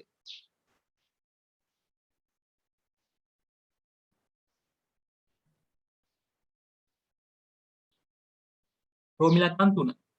ගෙවූ ආදායම් බදු. මට මම කැමති කවුරු හරි කෙනෙක් මට මේ ගෙවූ ආදායම් බදු කියන එක මොකක්ද කියලා. ඒ කියන්නේ මට සංකල්පය ඕනේ නැහැ. සංකල්පේ මම කියා දෙන්නම්. මට ගෙවූ ආදායම් බදු කියන එක මේ ගානේ තියෙන ගෙවූ ආදායම් බදු කියන එක වත්කමක්ද, වගකීමක්ද, ආදායමක්ද, වියදමක්ද, හිමිකමක්ද කියලා කියන්නේ. ගෙවූ ආදායම් බදු කියන එක. කවුරු හරි ඕනෙම කෙනෙක් කවන්නේ. මැසේජ් එකක් දානවා නම් හොඳයි. සංකල්පය ඕනේ නැහැ. පුළුවන් නම් සංකල්පෙත් කියන්න. මම සංකල්පේ කියා දෙන්න. මට ගෙව්ව ආදායම් බදු කියන එක කියන්නකො මොකද්ද කියලා.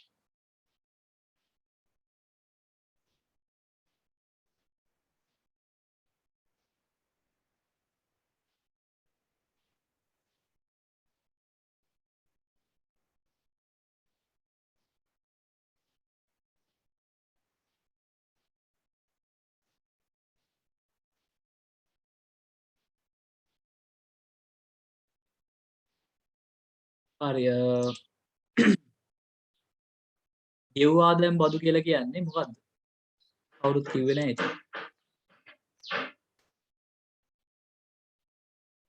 අදහසක් නැද්ද ඔයගොල්ලන්ට?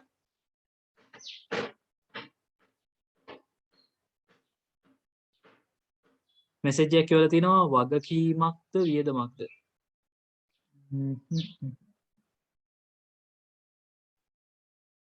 දෙකම නෙමෙයි. මං කියන්නන්නේ බලන්න ගෙව් ආදායම් බදු මේක තව මෙසේජ් එකක් තියෙනවා. ඔව් හිමිකමක්. ගෙව් ආදායම් බදු කියන එක ව්‍යාපාරයේ අනුව වෙනස් වෙනවා. දැන් සමාගමක ගෙව් ආදායම් බදු තිබ්බොත් වියදමක්. සමාගමක ආදායම් බදු කියන්නේ වියදමක්. හැබැයි මේක මොකක්ද ව්‍යාපාරය බලන්න. හොඳට කියවුවා නම් ඔයාලට මේක පේන්නේ මේ ව්‍යාපාරය මොකක්ද කියලා. තනි ව්‍යාපාරිකයෙකු වන පෙරේරාගේ ව්‍යාපාරය. මේක ඇවිල්ලා ඒක පුද්ගල ව්‍යාපාරයක්. ඒක පුද්ගල ව්‍යාපාරයක ආදායම් බදු කියලා එකක් නැහැ.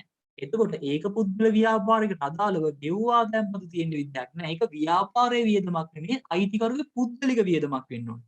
ඒක පුද්ගල ව්‍යාපාරයක ආදායම් බදු නැහැ. මේක බොරුවක්. මේක ගැනිලි වෙන්න ඕනේ. මේ තියෙන්නේ ගැනිලි. ඒ කියන්නේ හිමිකමක්. මම ඒක පෙන්නන්න ඕන ටියුට් එකෙන් මේ අනිවාර්යෙන් මේක ඇටින් ඉරක් ඇඳ ගන්න. තනි ව්‍යාපාරිකයෙකු වන්න කියන එක ඇටින්. මොකද මේක ගොඩක් අයට හයිලයිට් වෙන්නේ නැහැ. තනි වෙළඳ ව්‍යාපාරයක ආදායම් බදු කියලා එකක් නැහැ.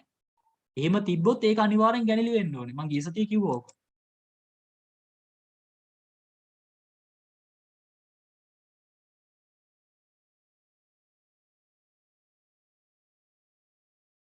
මේක වෙන්නේ හිමිකම්.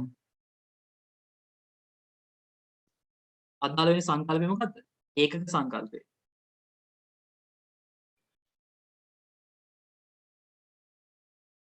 අපිට ඔයගොල්ලෝ වරදින්න හරි කිව්වා ඒ ඒකක නෙමෙයි ඒකක සංකල්පය. ඒකක කියලා වැදුනේ ඒකක වෙන්න ඕනේ.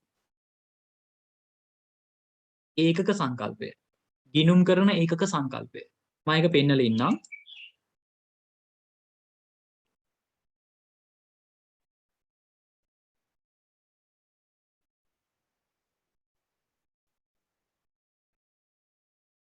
බලන්න ඒකක සංකල්පය.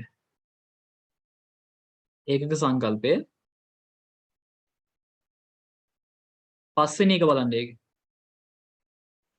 තනි වෙළඳ ව්‍යාපාරයක හවුල් ව්‍යාපාරයක පුද්ගලික ආදායම් බදු ගිණුම් පොත්වල නිරූපණය නොකිරීම. පුද්ගලික ආදායම් බදු ගිණුම් පොත්වල ලියන්න බෑ. එහෙම ලිව්වොත් අනිවාර්යෙන් ඒක ගැනිලි. ඒක පුද්ගල ව්‍යාපාරයකවත් හවුල් ව්‍යාපාරයකවත් ආදායම් බදු නැහැ. ඒක ව්‍යාපාරයේ ආදායම් බදු තියෙන විදිහක් නැහැ. මොකද ඒක පුද්ගල ව්‍යාපාරවල හවුල් ව්‍යාපාරවල ආදායම් බදු ගෙවන්නේ නැහැ. ගෙවන්නේ සමාගම්වල. සමාගම්වල ගෙවන නිසා සමාගමක නම් වියදමක්. ඒක පුද්ගල ව්‍යාපාරයක හරි හවුල් ව්‍යාපාරයක හරි ආදායම් බදු තිබ්බොත් ඒක අනිවාර්යෙන් ගැනිලි වෙන්න ඕනේ. ඒක පුද්ගලික එකක් මිසක් ව්‍යාපාරයේ වියදමක් නෙමෙයි. ඒකයි මෙතනදී අපි ඒක ගත්තේ හිමිකමක් විදියට. ගැනිලි කියන්නේ හිමිකමක්නේ. ඉතින් ඒ වගේ ප්‍රශ්න තමයි තියෙන්නේ. ඊට පස්සේ පාරිතෝෂික සඳහා වෙන් කිරීම. මොකද්ද? වෙන් කිරීම කියලා කියන්නේ ගෙවනවටද? නෑ, ගෙවන්න ඕනේ කියලා අයින් කරනවට. වගකීමක්. මේක ගෙවලා නෙමෙයි මේ කියන්නේ. වෙන් කිරීමක් කියලා කියන්නේ ගෙවන්න ඕනේ. පාරිතෝෂිකයක් කියන්නේ ග්‍රැටිවිටි එකක්. ග්‍රැටිවිටි එකක් කියලා කියන්නේ සේවකයෝ අයින් වෙනකොට රැකියාවෙන් ඉවත් වෙනකොට ඒගොල්ලෝ රැකියාව කරපු සාමාන්‍යයෙන් අවුරුදු 5කට වඩා රැකියාව කරලා තියෙන ආයතනයකින් ඉවත් වෙනකොට එයා රැකියාව කරපු අවුරුදු ගානට එයාට ඉවත් වෙනකොට පොඩි ගාණක් ගෙවනවා. අන්න ඒ ගාණට අපි කියනවා ග්‍රැටිවිටි එකක් කියලා. පාරිතෝෂිකයක් කියලා. මේකට ව්‍යාපාරය හැමදාම කරන්නේ යම්කිසි මුදලක් අයින් කර කර තියෙනවා. ඒ කියන්නේ වගකීමක්. කවදාද දවසක දෙන්නේ නැහැ. අයින් කර කර තියෙනවා වගකීමක්. මේක අදාළ වෙන්නේ ආරක්ෂණ සංකල්පය. මතකද? වියදම් වගකීම් අඩුවෙන් පෙන්වුම් නොවන ආකාරයටත් කියලා තිබ්බා. කවදා හරි දෙන්න එපා අයින් කරනවා දැන්. ආරක්ෂණ.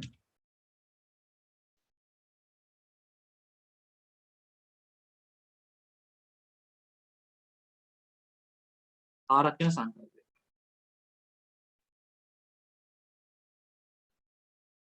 ඒක නම් තිබ්බනේ නේ පෙන්වන්න ඕනේ නැහැ. මතකනේ මේ පාරිතෝෂික කියන එක තිබ්බා.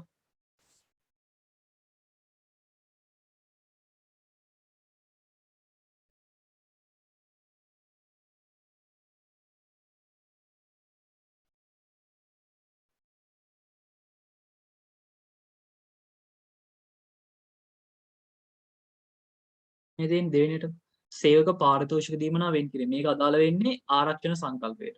ඒක වගකීමක්. ඉතින් වගකීමක් කියන එක ඉතින් ඔයගොල්ලෝ කාලයක් ඉගෙන ගන්න එක. දැනට ඉතින් මතක තියාගන්න මේවා ඉලෙල් ප්‍රශ්නනේ. වගකීමක්.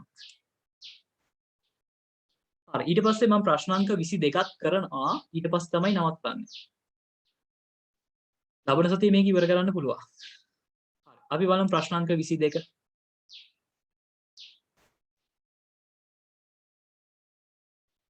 ඔව් 22.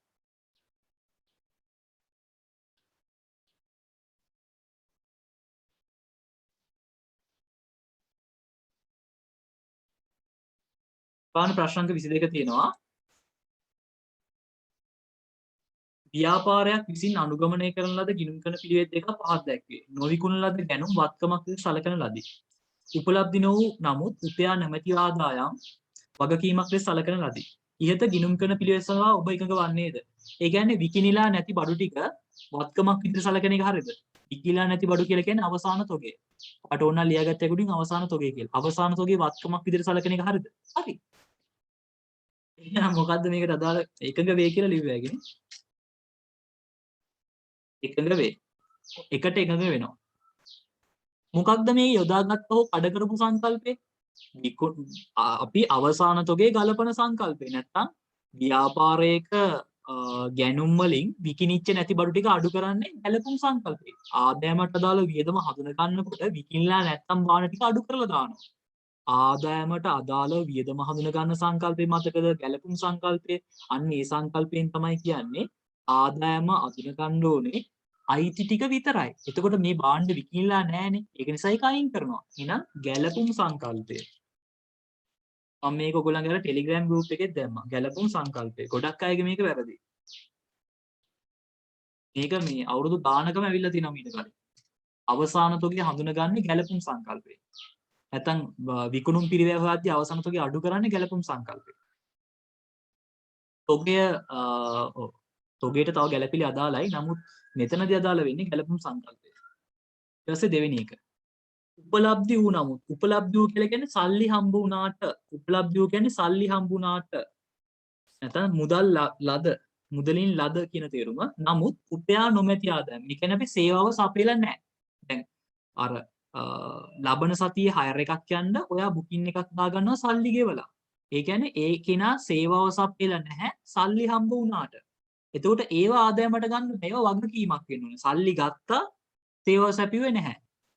උපලබ්ධි වූ නමුත් උපයා නොමැති ආදායම් වගකීමක් ලෙස හඳුනාගනි. හරි. ඒ කියන්නේ එතකොට මට නම් ඕගොල්ලෝ සල්ලි ගෙනත් දුන්නේ ලබන මාසේ 6 එකක් යන්න කියලා. එහෙනම් මට සිද්ධ වෙනවා වගකීමට බැඳින්න. මට සිද්ධ වෙනවා අනිවාර්යෙන් ඔයාව ඒ තැනට ගිහින් දාන්න. නැත්නම් සල්ලි ටික අපහු දෙන්න. වගකීම. එකඟ වෙයි කියලා ගත්තා ඒකනේ.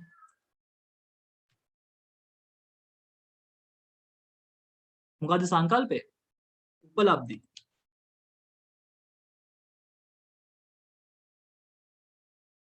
ආදායම හඳුන ගන්න සංකල්පය. උපලබ්ධි සංකල්පය.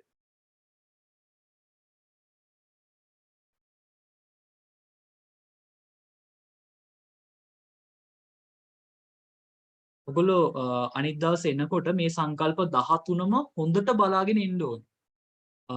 අර භාවිතයන් ටිකත් එක. එතකොට තමයි මම මේ කියන එක හොඳට ඔලුවට වැටෙන්නේ. හැබැයි මම එක අභ්‍යාසයක් දෙනවා ඔයගොල්ලන්ට අද.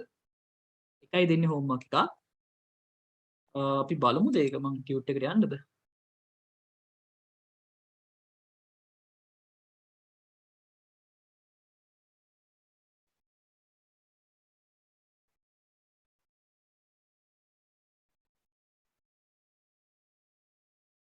හරි. 24 වෙනි එක හෝම්වර්ක්. 24 වෙනි එක හෝම්වර්ක්. ඒක කරගෙන එන්න අපි ඉතින් ඉතුරු ටික ඔක්කොම අනිත් දවසේ සාකච්ඡා කරමු. කවුරු හරි පුළුවන් කෙනෙක් ඉන්නවා නම් මේක අනිත් අභ්‍යාසත් කරන්න අපි අනිත් දවසේ මේ ඔක්කොම සාකච්ඡා කරනවා. එහෙනම් අපි අනිත් දවසේ හම්බෙමු. හැමෝම පරිස්සමෙන් ඉන්න. මොන හරි ප්‍රශ්නයක් තිබ්බොත් මට මැසේජ් එකක් දාන්න මම බලලා කියා දෙන්නම්. හරි. එහෙනම් ඔයගොල්ලන් ලීව් වෙන්න පුළුවන්.